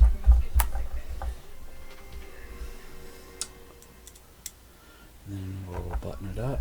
I'm going to do the final tightening standing up in a minute here. And I still have to polish the plate for the electronics and the knob. I'm really surprised I wasn't able to get that one knob up and out. Kind of disappointed in that, but okay, whatever, it happens.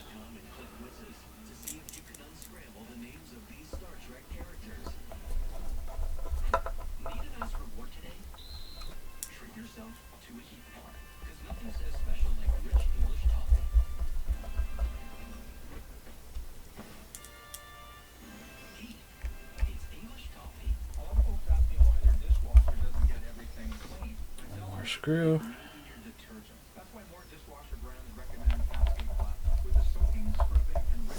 I'll stand up to do the final tighten.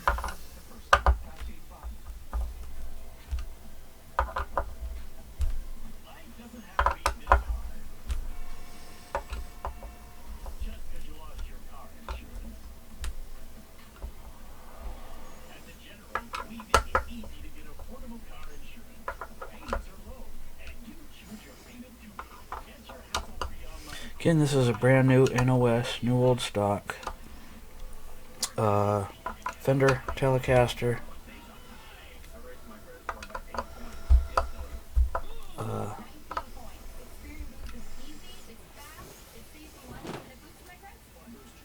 Lost my train of thought there. Fender Telecaster Modern Player Plus.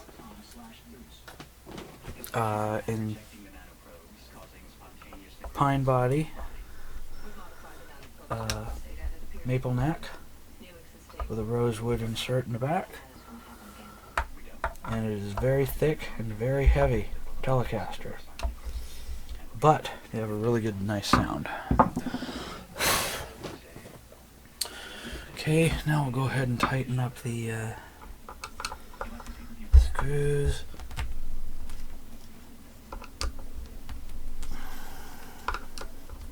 The mounting on this.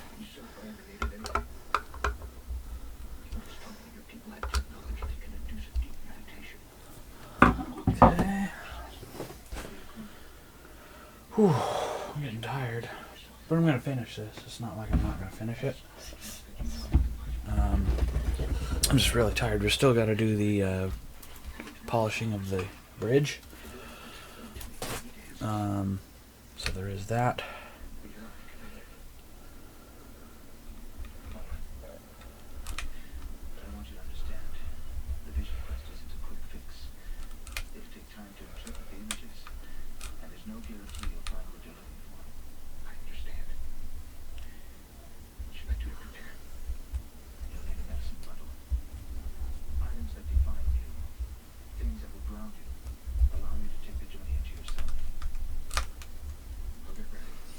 Okay.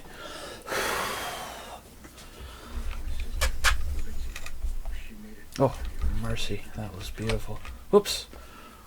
I accidentally pulled the knob, the little switch top off. It's alright, not a big deal.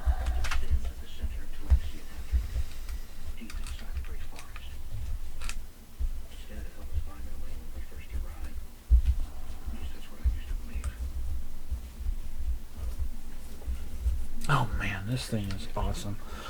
You kidding me? Jeez, Lou. This thing is just so freaking awesome.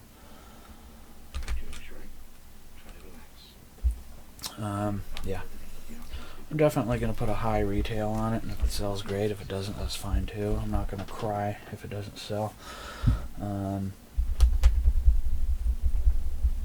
because I like this guitar. And eventually, if it doesn't sell, which I doubt, I'll just add it to my personal collection. Because it is absolutely perfect in every way, and I like it, and it's cool, and it's neat, and it's awesome. I'm going to lower this pickup back down.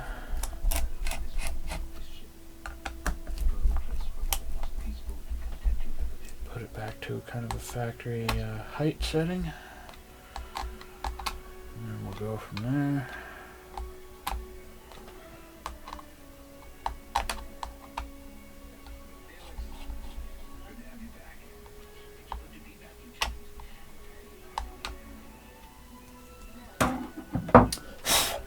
Okay. Oh, now what? The bridge.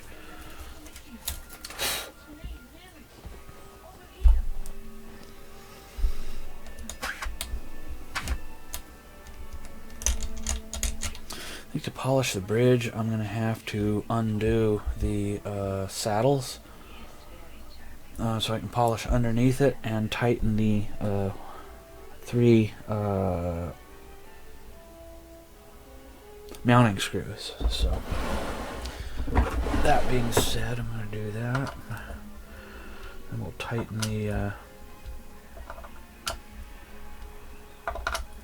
screws here for the bezel.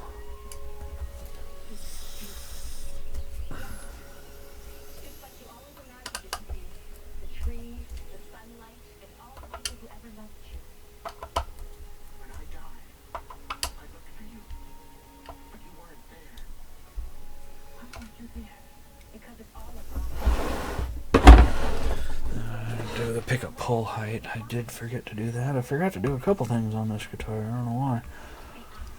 Just did.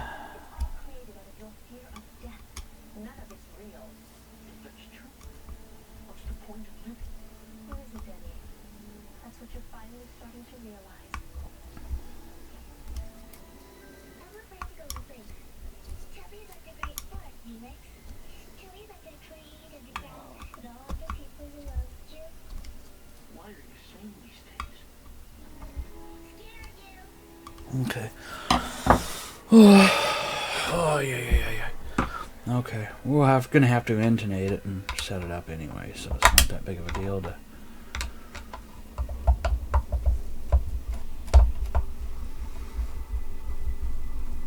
for me to take these off.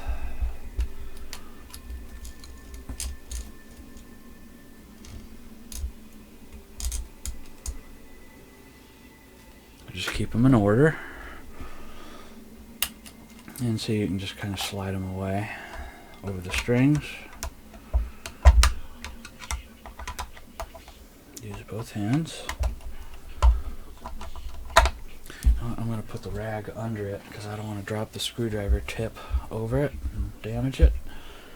In fact, I might use a smaller screwdriver because it seems to fit a little bit better. Yeah, it does.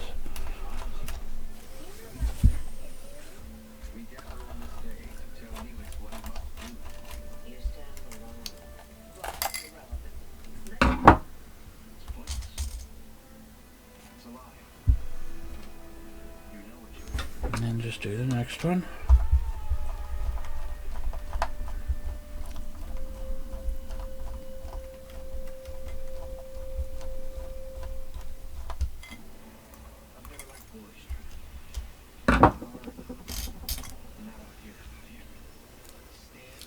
Remember being careful to keep them in order.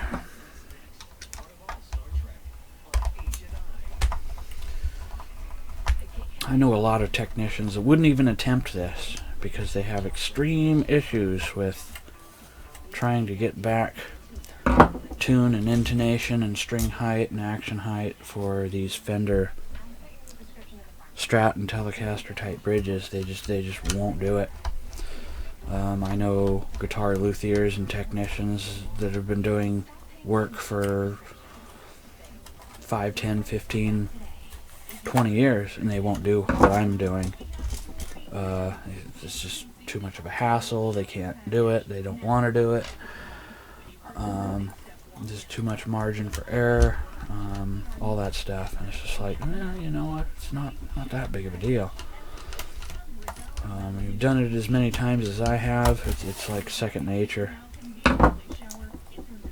It's not that big of a deal. In fact, I'll take a during picture.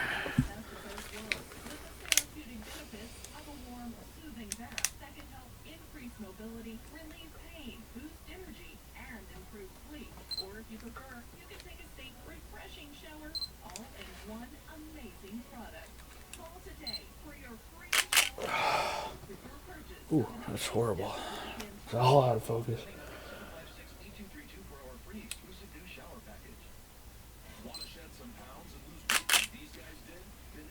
Well, that one wasn't much better. Ooh, I'm gonna have to really hold still. Take the picture because it is.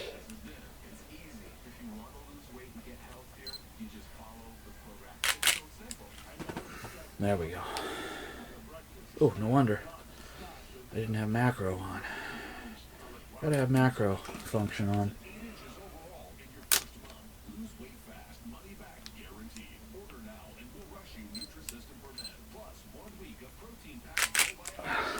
Oh, there we go. Much better. No wonder I didn't have macro on. Okay. I'm gonna go get my other drink because I'm really thirsty and parched.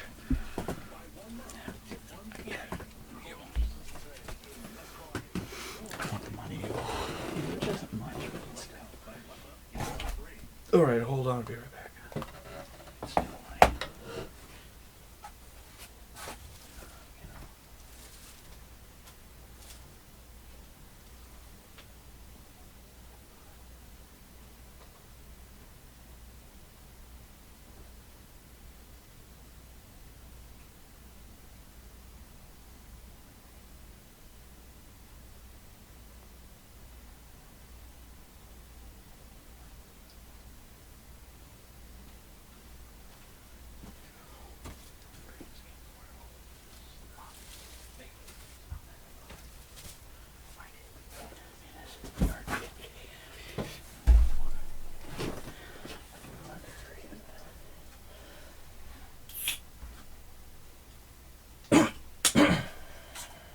Oh.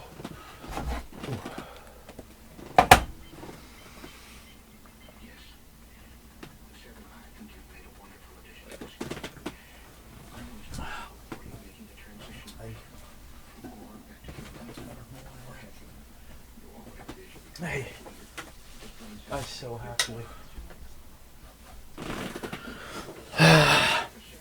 have to adjust these or organize these parts. I can't take it anymore. I've got hundreds and hundreds of parts that I've ordered since July, and they're just all sitting to my right on a pile about 3.5 feet tall. And if you ask me what is in the box, I probably could only tell you about half of everything that's in the box because I need to organize everything. It's one of those things. Okay.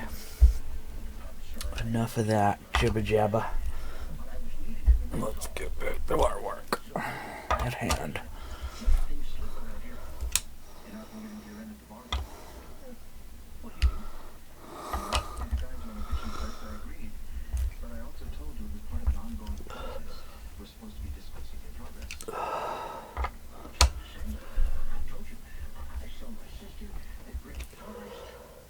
Okay, so now we're going to polish it.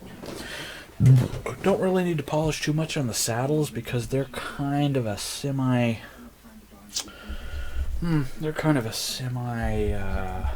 satin chrome finish, if you will. So I don't need to polish too harshly on those, if you will.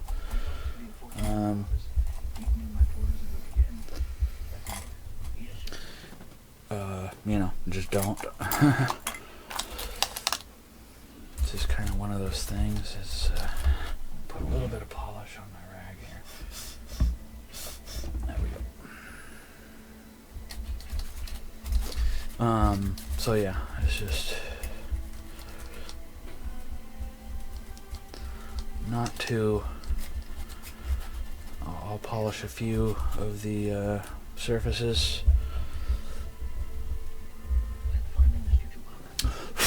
But other than that, it's not something I really need to go hog wild on. It'll come off good just as much as I'm doing right now, without taking them off the string and away from the string and polishing each one by hand individually, like you've seen, like you guys have seen me do many times.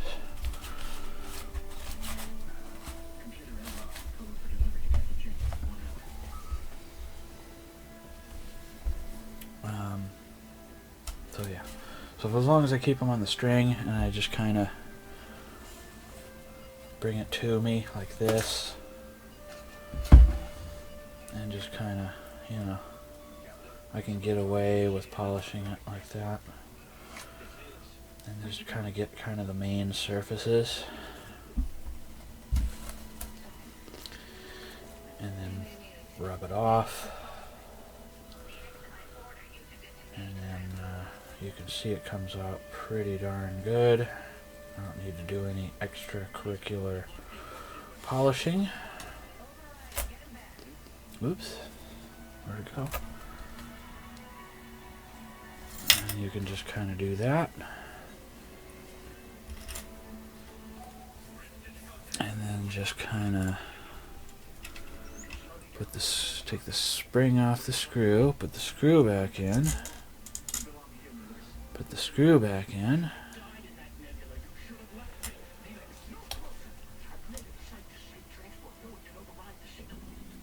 and then I can very carefully pick the screw up and then screw it back in, and then put it kind of back to a factory intonation setting, which I know how to do.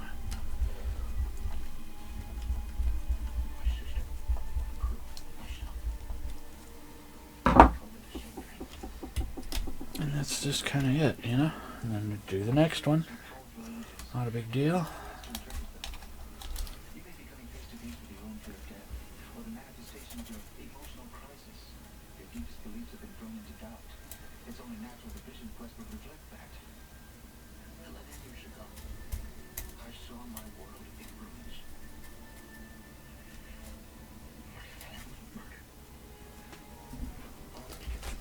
And again, we just grab the saddle and polish it off, and you just kind of let it zip down the line back. Take your rag, hold it in place, grab the screw, take the spring off the screw, and then you can move it back a little. Put the spring back on the screw.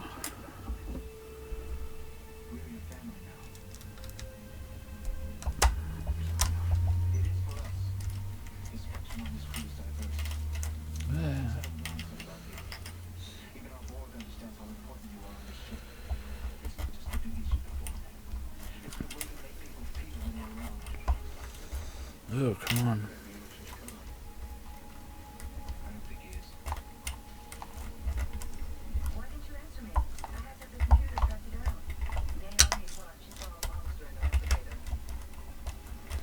Sometimes they're harder than others, and you just have to grab it after you polish it and get your fingerprints on it.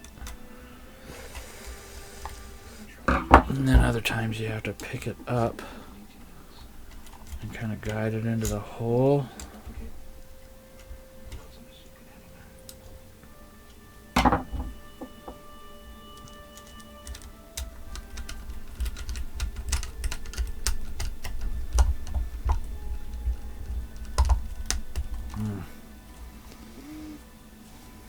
Okay, now you can grab it with your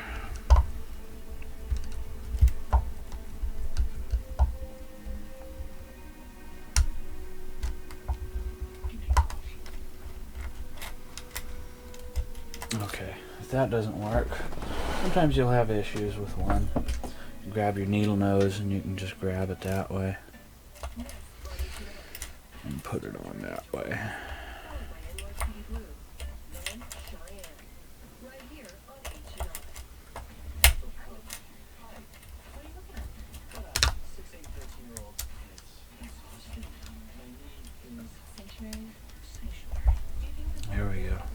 Takes a little finessing sometimes.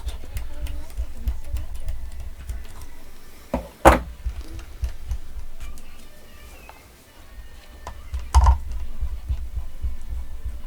if you have to do it that way, it's alright.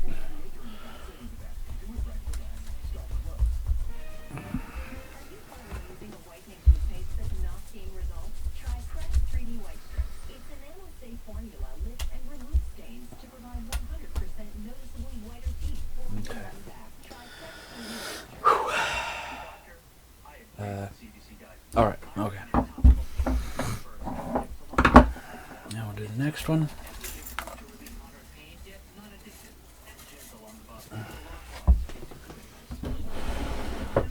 Yes, this work is making my back hurt. Definitely, without fail. But it's worth it. It's worth it. It's not that, outlandish.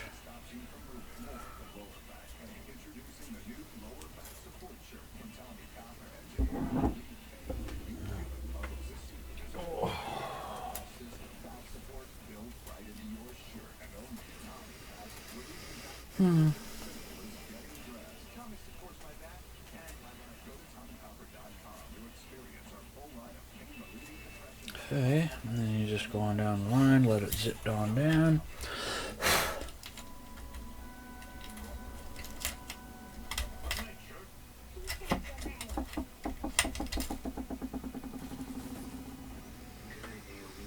Yeah, I think I'll just continue to use my needle nose to grab it.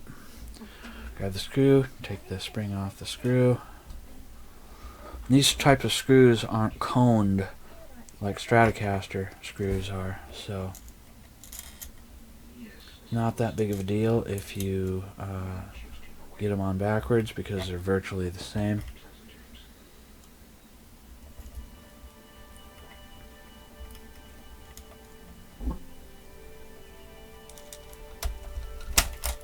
Oop, come on. I didn't grab it right. And this is a reason why people get frustrated doing these, even professional luthiers. They're just like, no, I don't want to do one of that. It takes a little extra time and a little extra finesse, a little extra care, blah blah blah. But once you do it, it's not that big of a deal.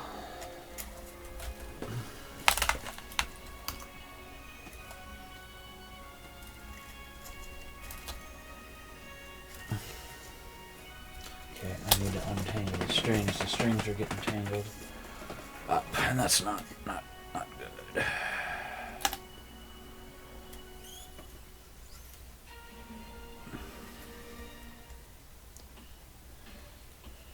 Okay, where's the saddle on this one? Oh, there it is. Duh. Okay.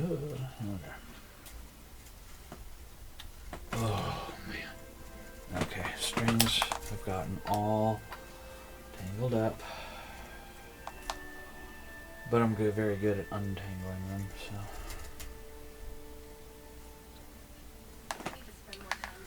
not a big deal. I've done this many times over the years.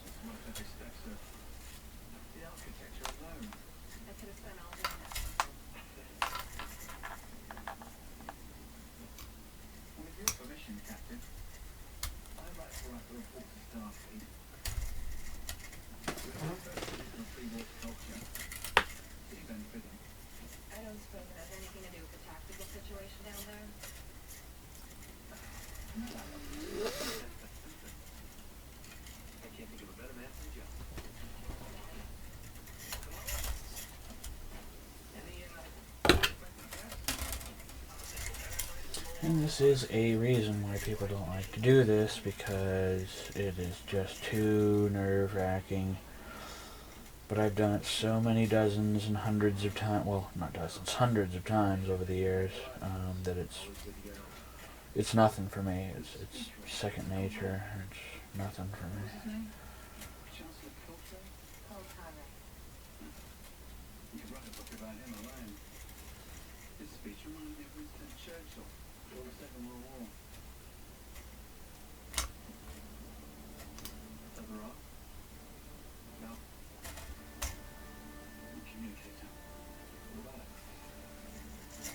Oh, sometimes they get more tangled up than you want them to, and you have to finesse. But that's okay.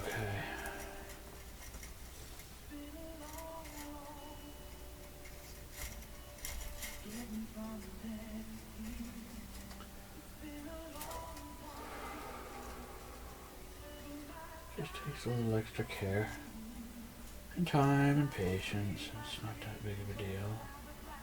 It's all said and done.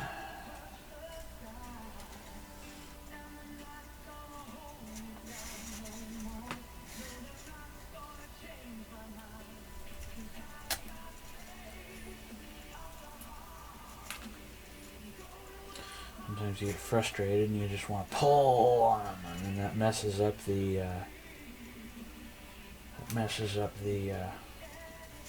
thing on them. And you don't want to do that, so.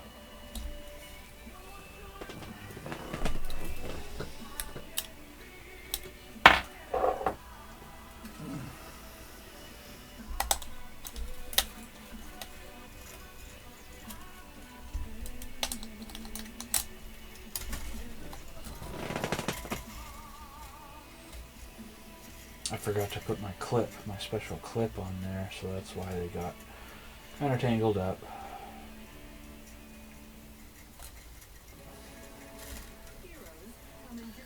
My bad on that one. There we go, that one's off now.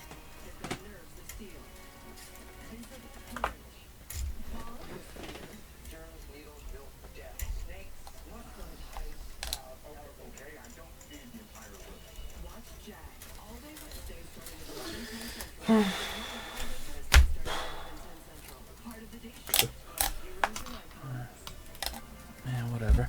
Okay, alright, now we're cooking with gas. Now we got them all separated. Okay,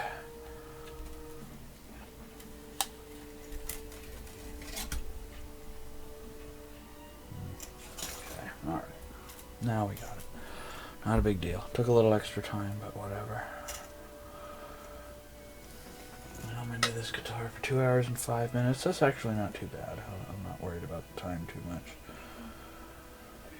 It's actually pretty good on time.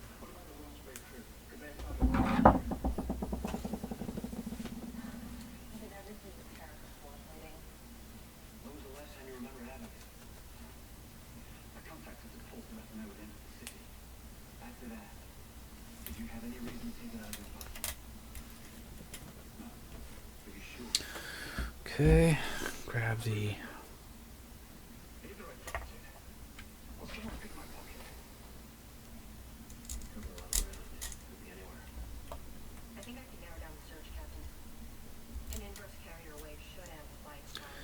you just take extra care as best you can. I mean,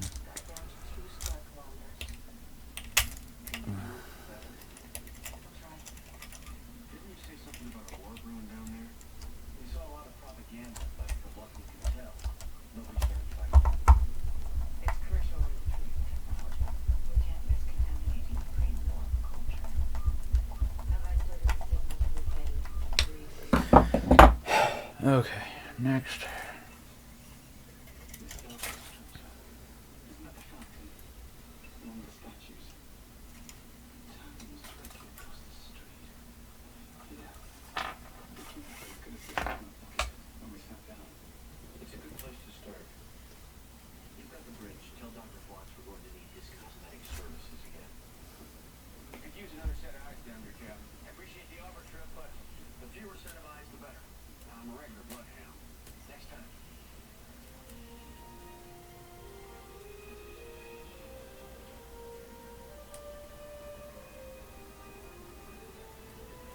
So again, this is why a lot of luthiers and guitar technicians would just simply not do what I'm doing. And I'm doing it for aesthetics, for looks, but I'm also doing it for, you know, you have a clean saddle, that's not built up with dust and rust and crust.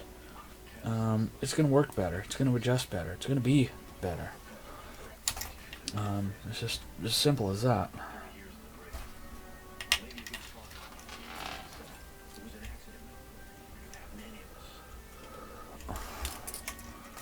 Yeah, if I can get it right, that is. You know.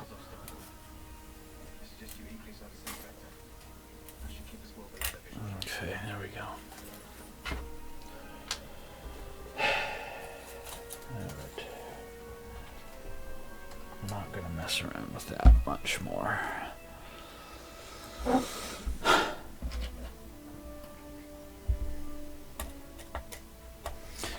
Can get frustrating at times, but keep a cool head. You can get it done in a timely fashion.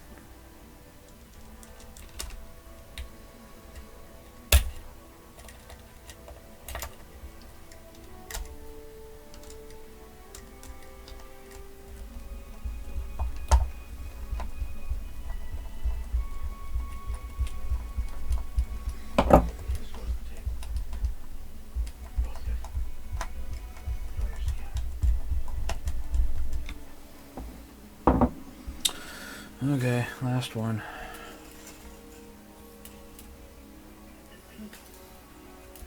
Looks much better, I'll tell you that right now. I'm going to take an after picture, and you guys are going to go ape heck over it. And you'll be like, wow, you know what, that did make a difference.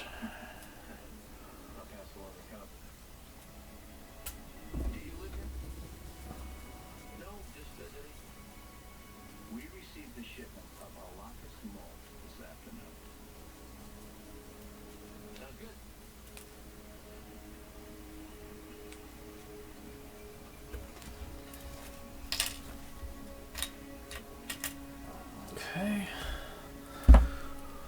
Grab it, spring, screw.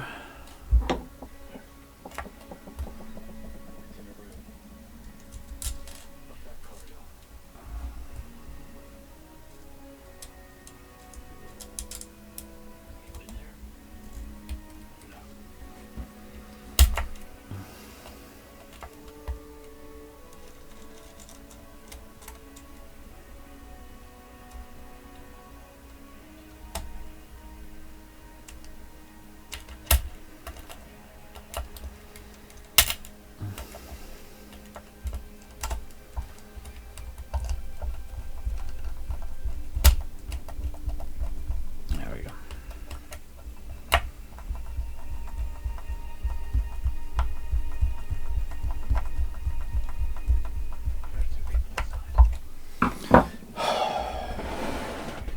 Okay. Now we're done.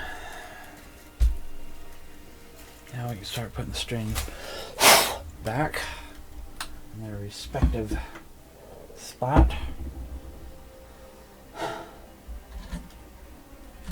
Before that, I am going to wash my hands because they're all grimy. We're into the guitar for 2012 minutes.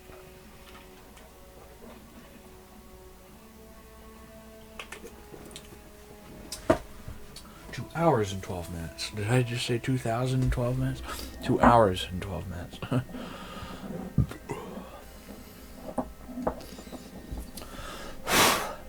Okay, I'll be right back.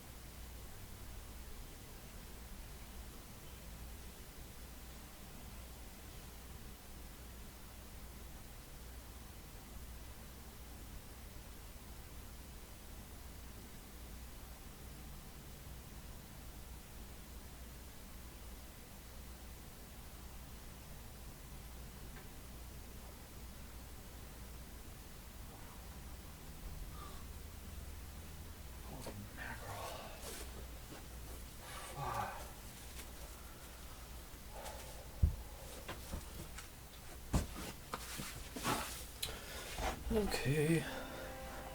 Fresh washed hands.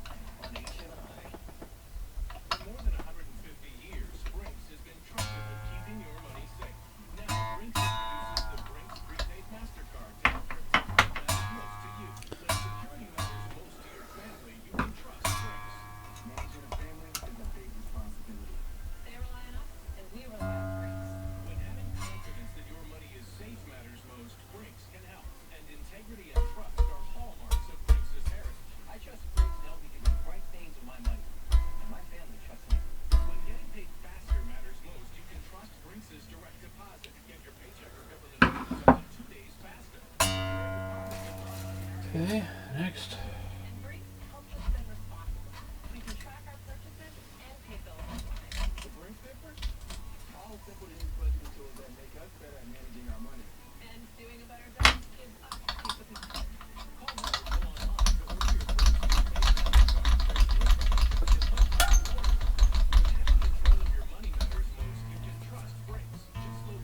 Okay, don't forget we've already grooved and dry lubed the nut, so that's good.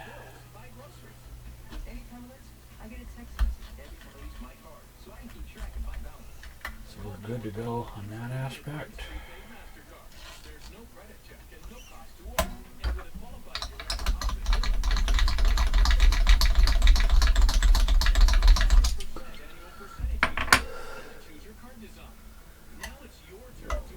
I'm gonna have to turn this string tree off. Not by much, but it's off a little tiny bit. I'll fix it later.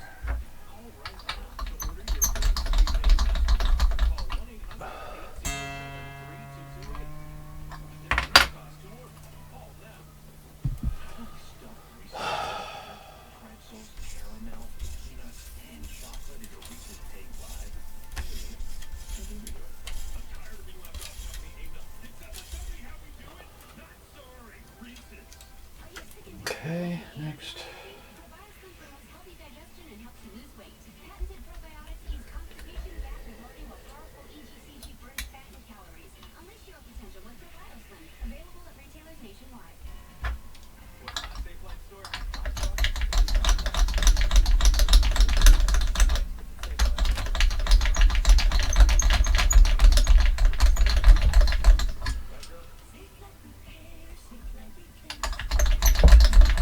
Make sure the strings are all in their string saddles, string groove saddles.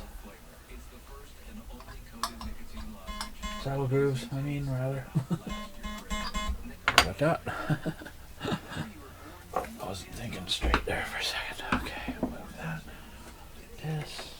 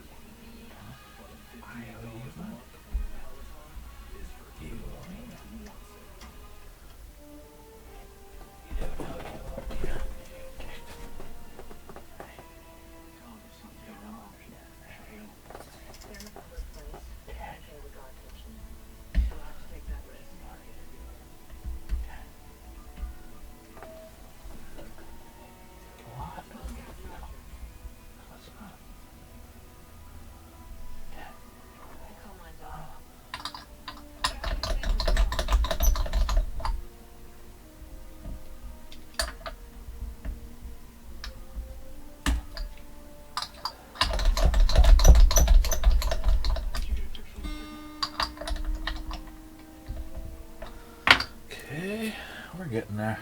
We took a little extra time for the bridge, but when somebody looks at the guitar, they notice that, because that's where this is an area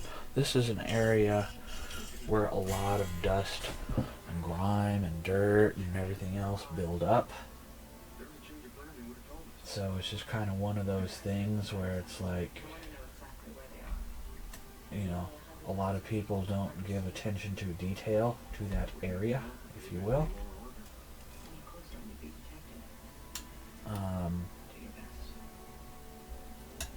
So that being said, you know, it's just one of those things.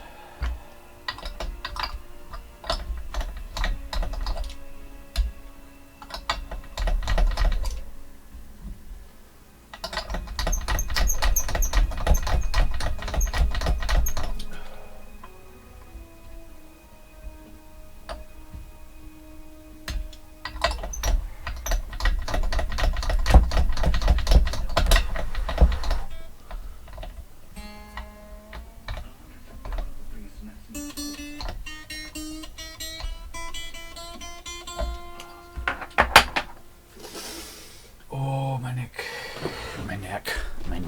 my back. Oh, I said my neck, my back.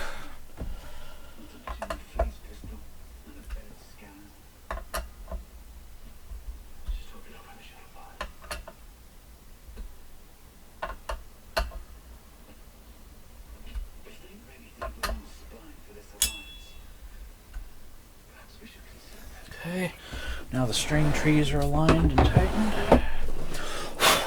See, look at the difference. This is so beautiful. So beautiful for spacious skies.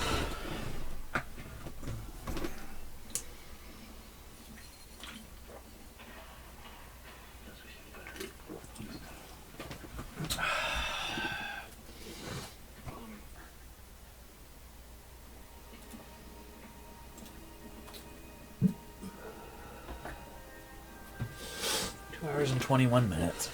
Yeah, that's okay. Whatever. It's not a big deal. If I have 5 hours into this, I'm not gonna hiff and haw and moan and harangue too much. You know, just not. It's a shame I wasn't able to get that.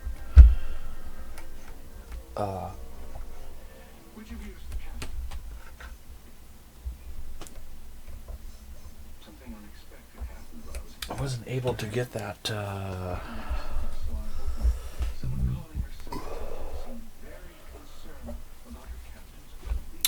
wasn't able to get the knob up. That's very, strange, to say the least.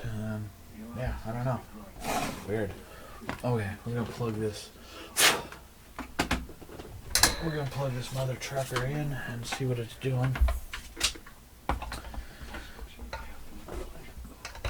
Oh yeah, jack is much better. I'm happy about that.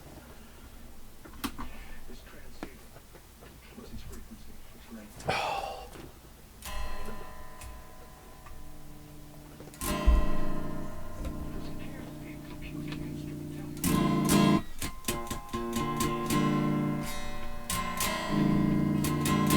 Uh-oh. We got an issue. It's not very loud. Which means we have a ground issue. Uh-oh.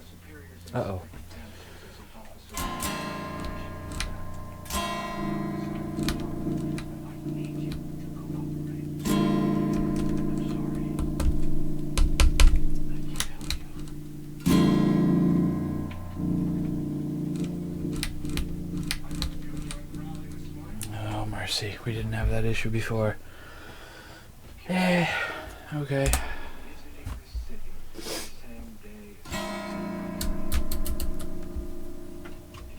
Okay, so we have an issue with the ground, because that's what that issue is. So I'm going to have to unscrew it and see what it's doing or not doing on the electronics. It can't be that big of a deal. I might still have to replace that switch after all. We'll see. Oh, I removed the wrong screw, dummy.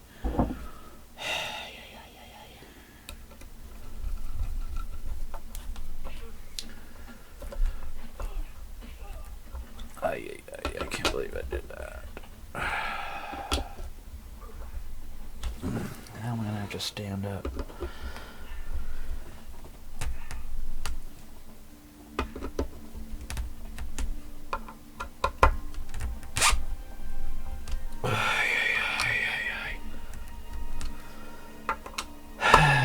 Okay.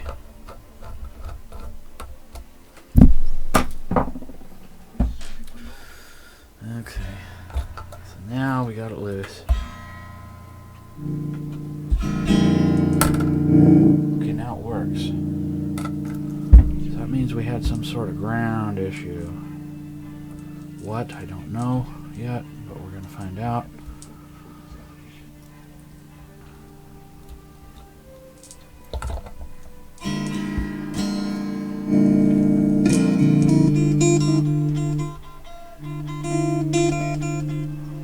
I think it's fixed now.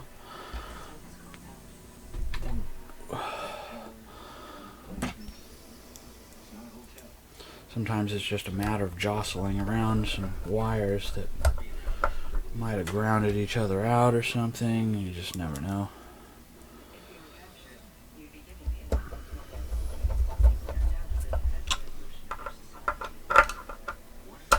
I'm not going to tighten these too tight. I'm just going to put them on lightly. And then I'll do a final tighten down when we... That's doing it again. Okay. Interesting.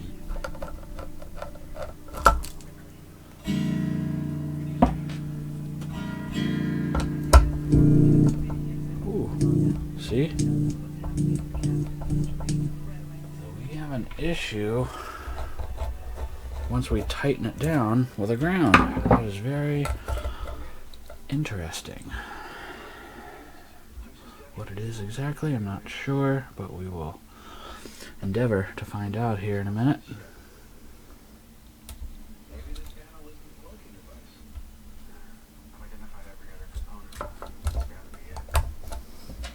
Tighten it down again and see what it's doing or not doing.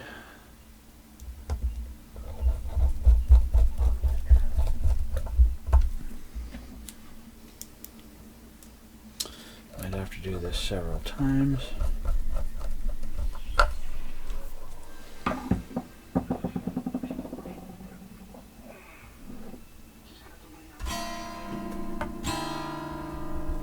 Doing it again. Interesting. It only does it when I tighten down. So something is grounding out.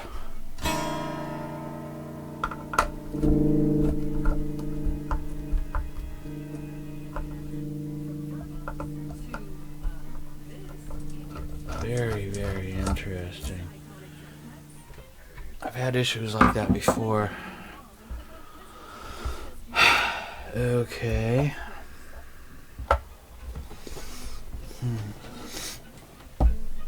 Oh, my back is killing me. Okay. Something's grounding out. What? I don't know yet. But we're going to find out.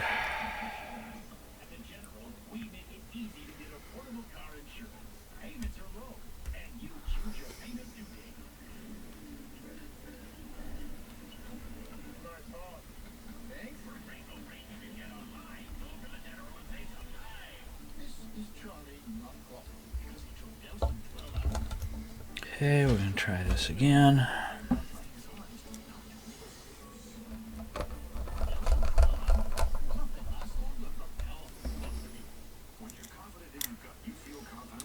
It's these little things that take the extra time.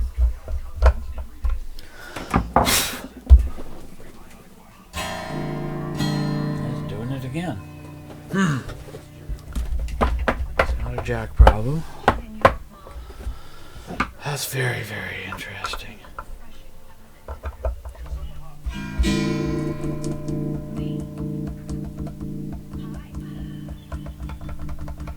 So something is grounding out, whereas before it was not.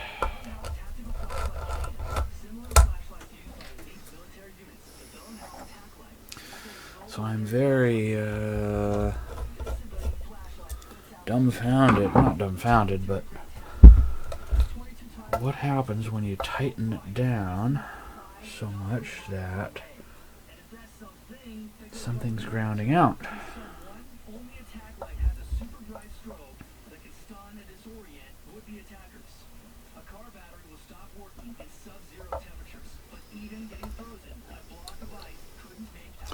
Something's grounding out. Yeah. I'm wondering if it's that. So much so that I'm gonna have to put it so far to the side. I'll give that a try now.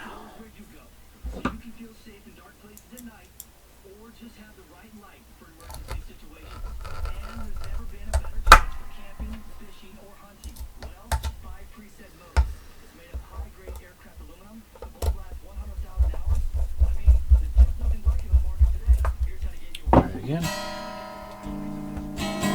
Nope, still doing it. Wow. Okay.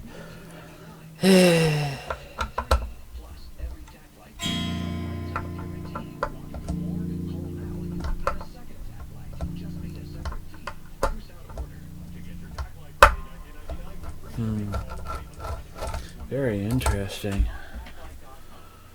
Very. And I don't want to keep going in and out of these screw holes because I'll strip them out, and then that won't be freaking copacetic at all.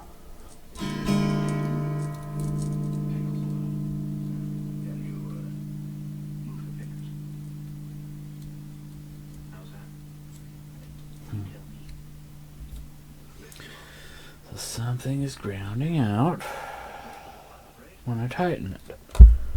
What? I'm not quite sure yet, but we'll find out.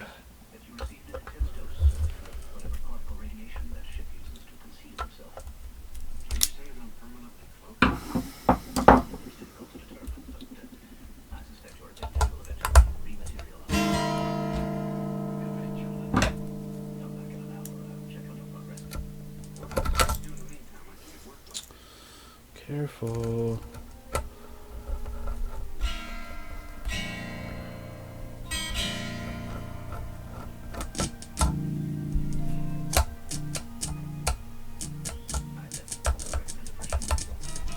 Okay, something's grounding out in there, and for whatever reason, I just can't see it. Physically see it.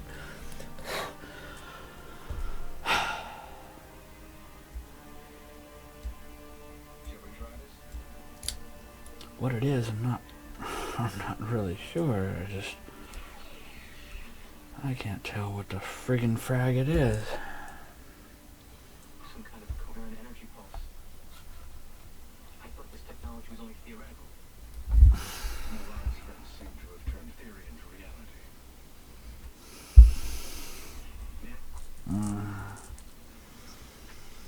Okay, I'm not gonna give up, that's for sure. It's just kind of disconcerting.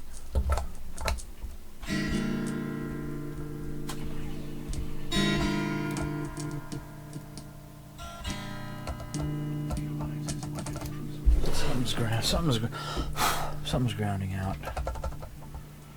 I gotta figure out what it is. I don't know.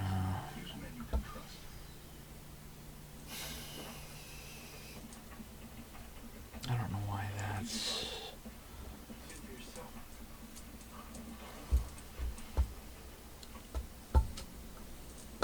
How is this possible? There's only one explanation.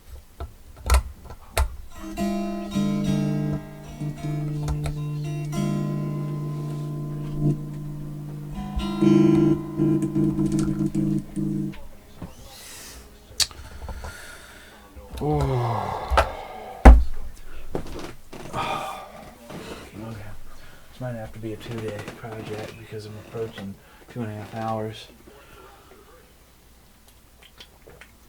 I can't even begin to explain this fact.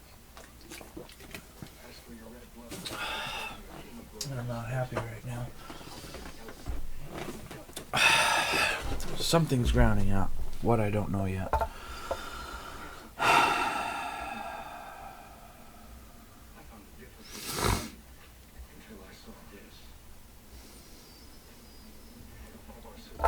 Shouldn't be grounding out.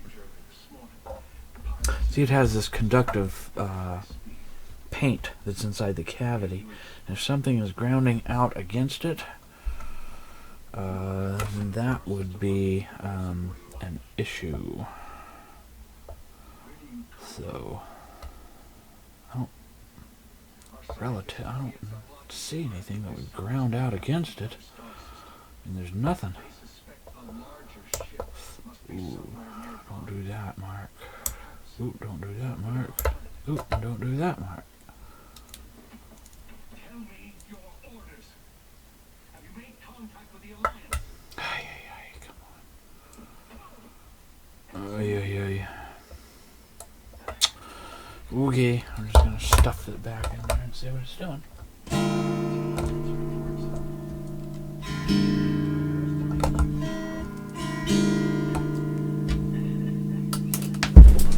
Son of a... Ooh, there it is. Almost lost the screw. See, this is what happens when you can lose your patience. I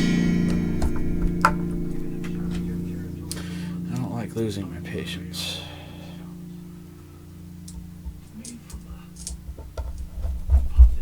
I think I may have fixed it.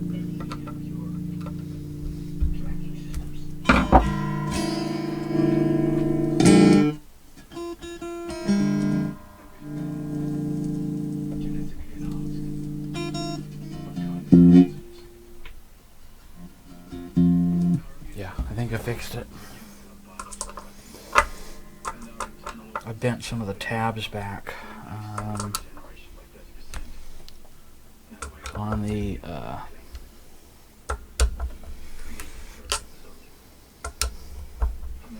5-way selector switch. I think that we're maybe possibly rubbing up against the side of the cavity.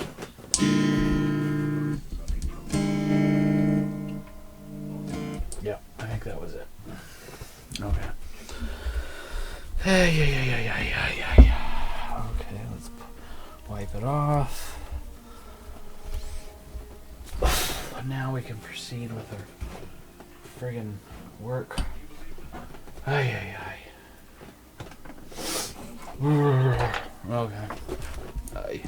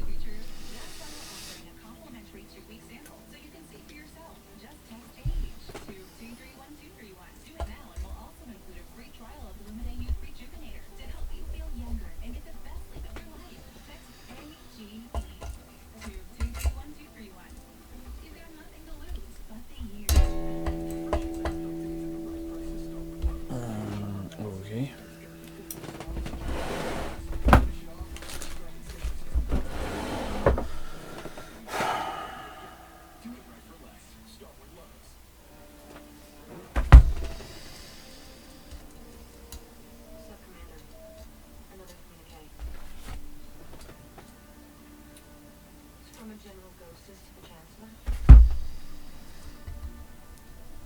So they captured 2 enemy spies.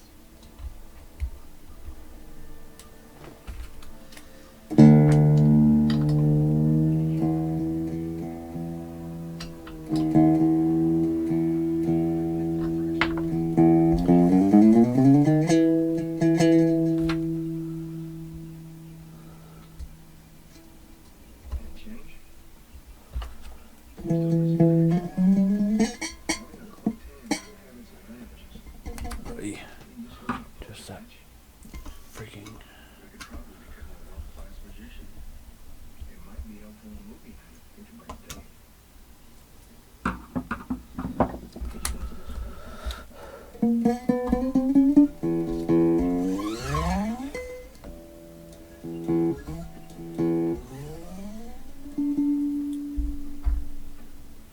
Go ahead.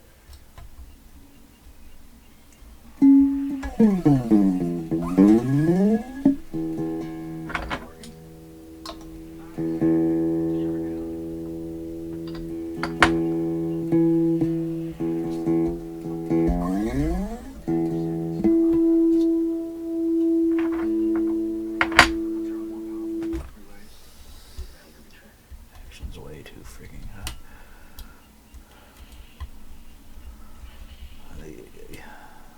How soon can you launch? We're still reconfiguring the power matrix, but I'm pretty confident. Ooh, don't do that. Don't do that. Don't like it when that happens.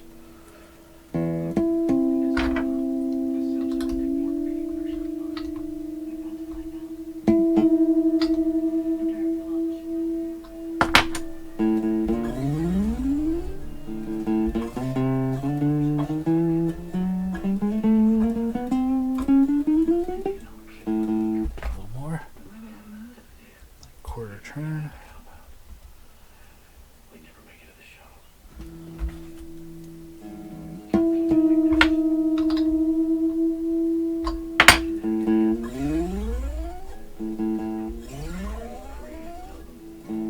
Thanks.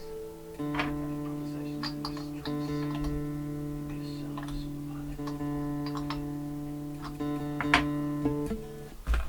Okay. what do you suppose Enterprise will do? After that.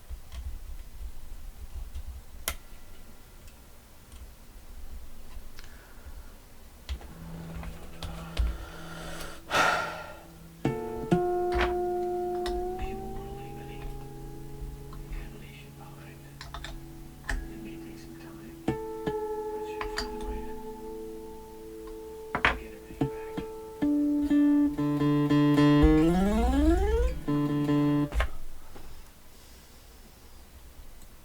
Remains. It's our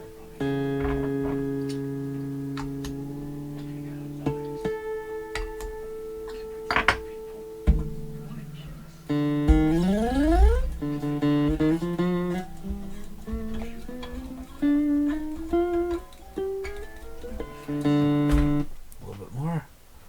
At an eighth of a turn.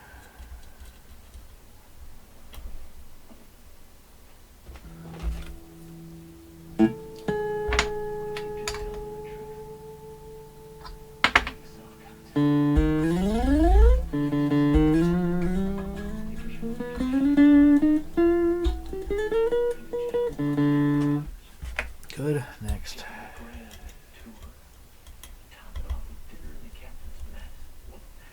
We probably all have a good laugh over how he almost sent us to the gallows.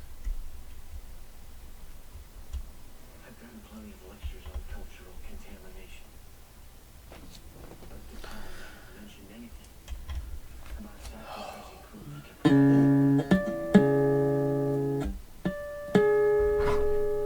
If you did tell me that we are, maybe you would do well.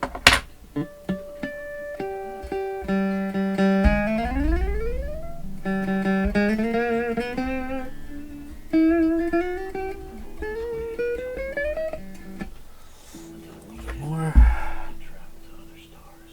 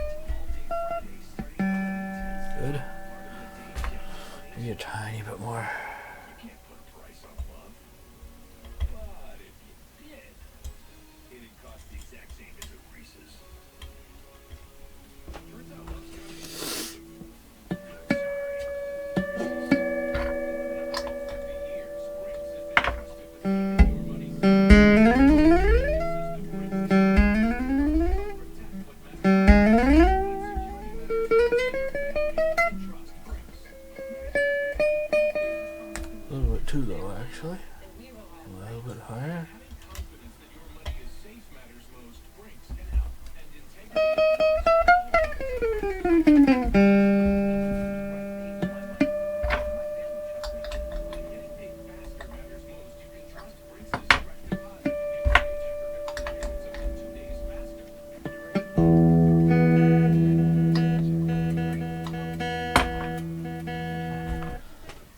bills online. The Brinks paper? All simple to use budgeted tools that make us better at managing our money. And doing a better job gives us peace of mind. Call now or go online to order your Brinks prepaid MasterCard. There's no credit check and no cost to order. When having control of your money matters most, you can trust Brinks. Just load money onto your card account or use direct deposit. Shop at your favorite stores or online. Pay bills, buy groceries.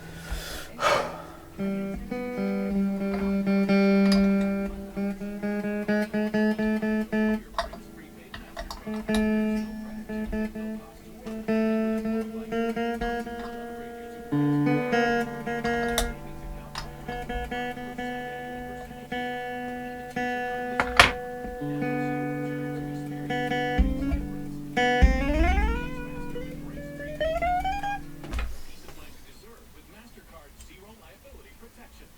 For more than 150 years, Brinks has helped people build better lives by protecting their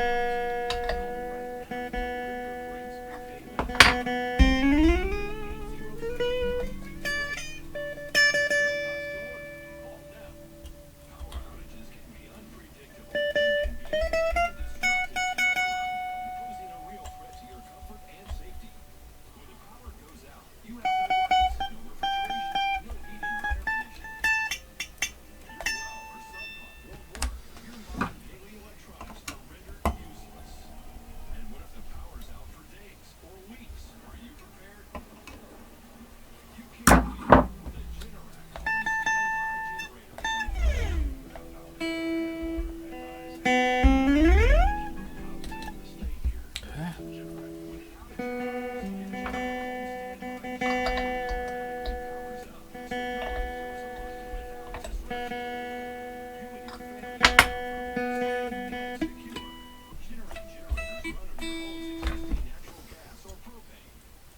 standby standard mobile link remote monitoring system keeps you posted on operating status, maintenance updates, and more.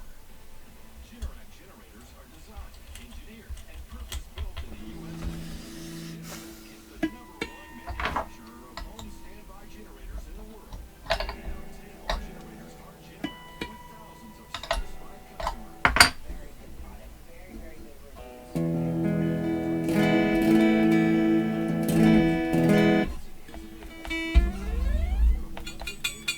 Call now to schedule your free in-home assessment with one of Generac's 6,000 nationwide dealers. The call is free, the assessment is free, and there's no obligation to buy. Plus, if you act now, you'll receive a 10-year extended warranty absolutely free. That's a $95 value. So the next time there's a power outage, your Good. power's up. Power your life with Generac. That's good. The action's pretty darn low and pretty darn good and pretty darn nice and pretty darn.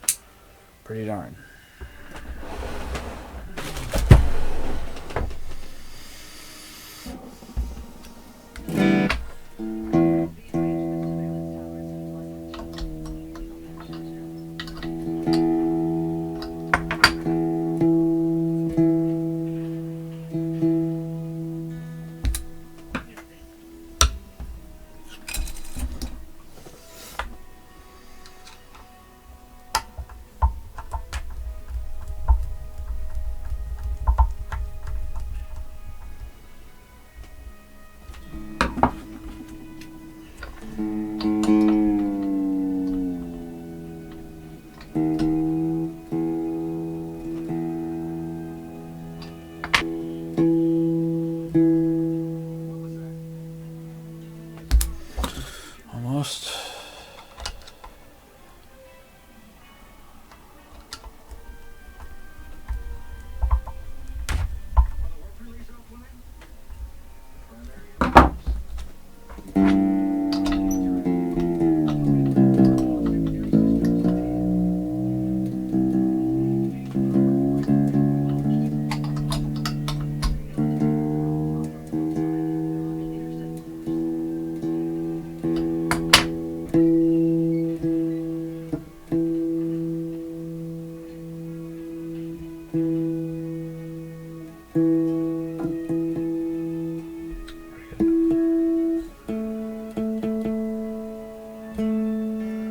good. We're getting good on the intonation.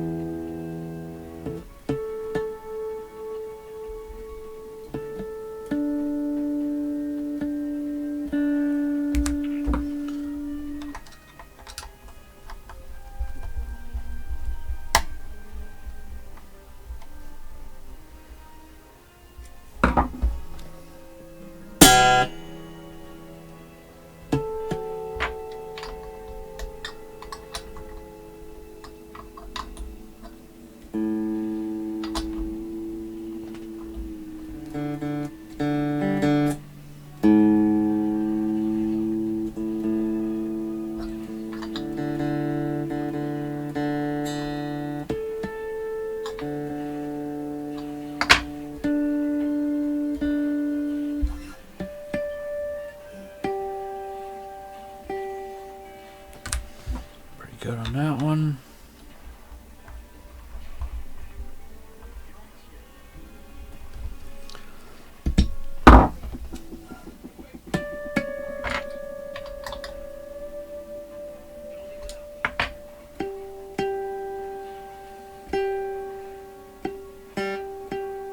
Good.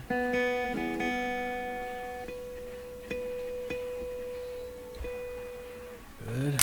Almost perfect on that one.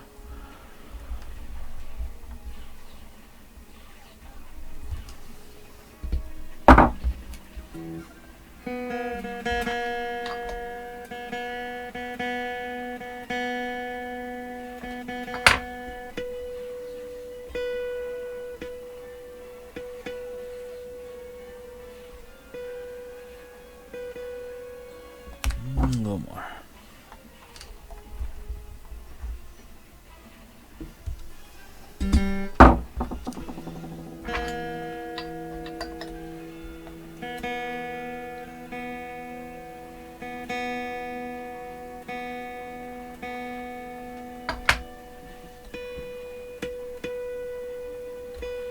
Perfect.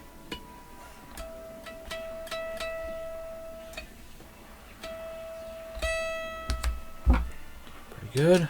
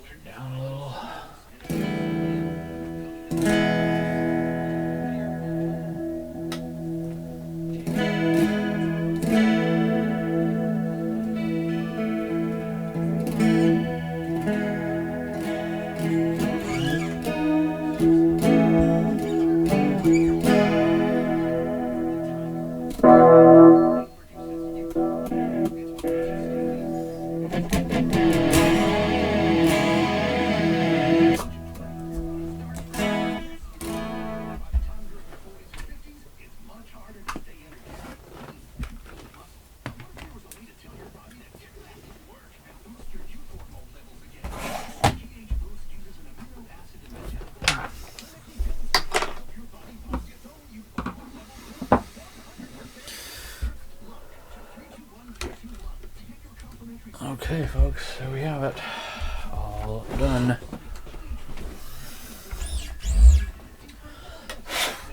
We did have some issues with the grounding, which was odd. I'm very dumbfounded about that. Only because we didn't have any grounding issues before. But I was able to find it and eradicate it, so I'm not too worried about it.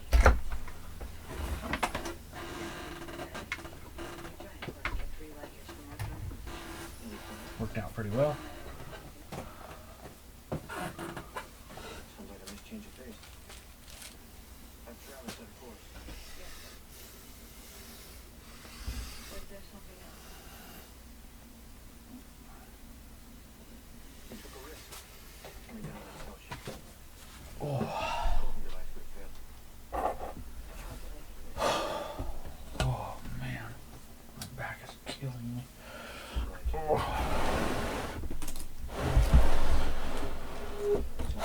But the guitar came out pretty good. Came out excellent, actually. Didn't need to replace the 5-way selector switch. That's pretty good. We've changed their perception of the Alliance. They now believe their enemy. I'm about 30-40 minutes more than I wanted to be invested into labor into this, but it's okay. It's okay. You don't have to leave technology behind to contaminate culture. The ground issue, that gave me another 20-25 minutes of labor. The bridge gave me another 20 minutes of labor. So all in all, pretty good. All in all, pretty good. I can't complain too much.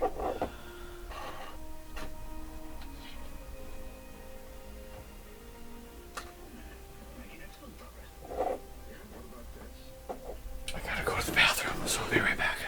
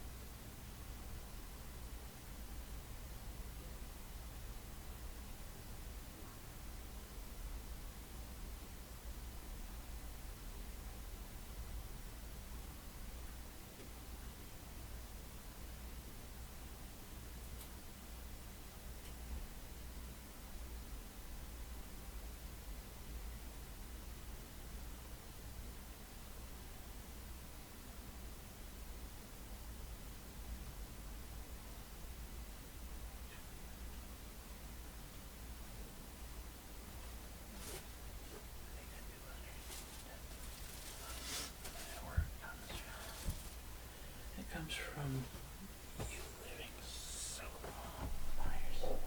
You didn't have to consider anyone but yourself. It was all you.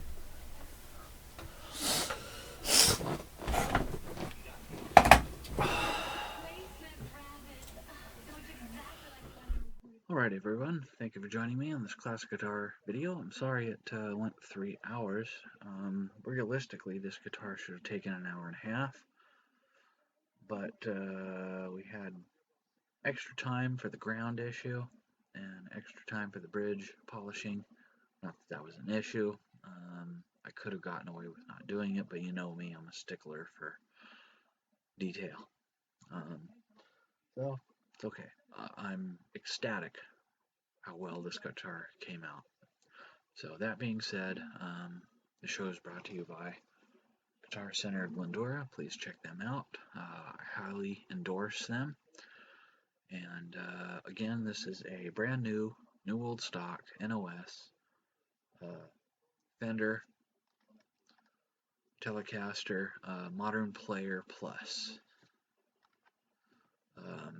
Got a solid pine unchambered body and a maple neck, polished. Really nice guitar. Heavy guitar, but a nice guitar. I'm going to be maybe I'll add this to my private collection. Maybe I will, maybe I won't. We'll see. But at any rate, it's going to be up for sale tomorrow. Even at probably a full pop retail. Probably $350 to $400. Because new they're like $6, $550, $6, something like that. And then I don't think they make them anymore. Come to think of it, I don't think they make the Modern Player Plus line anymore. I could be wrong about that. I'm 75% sure they don't make those anymore. At any rate, so thank you for joining me, and we'll see you next time, and happy guitaring.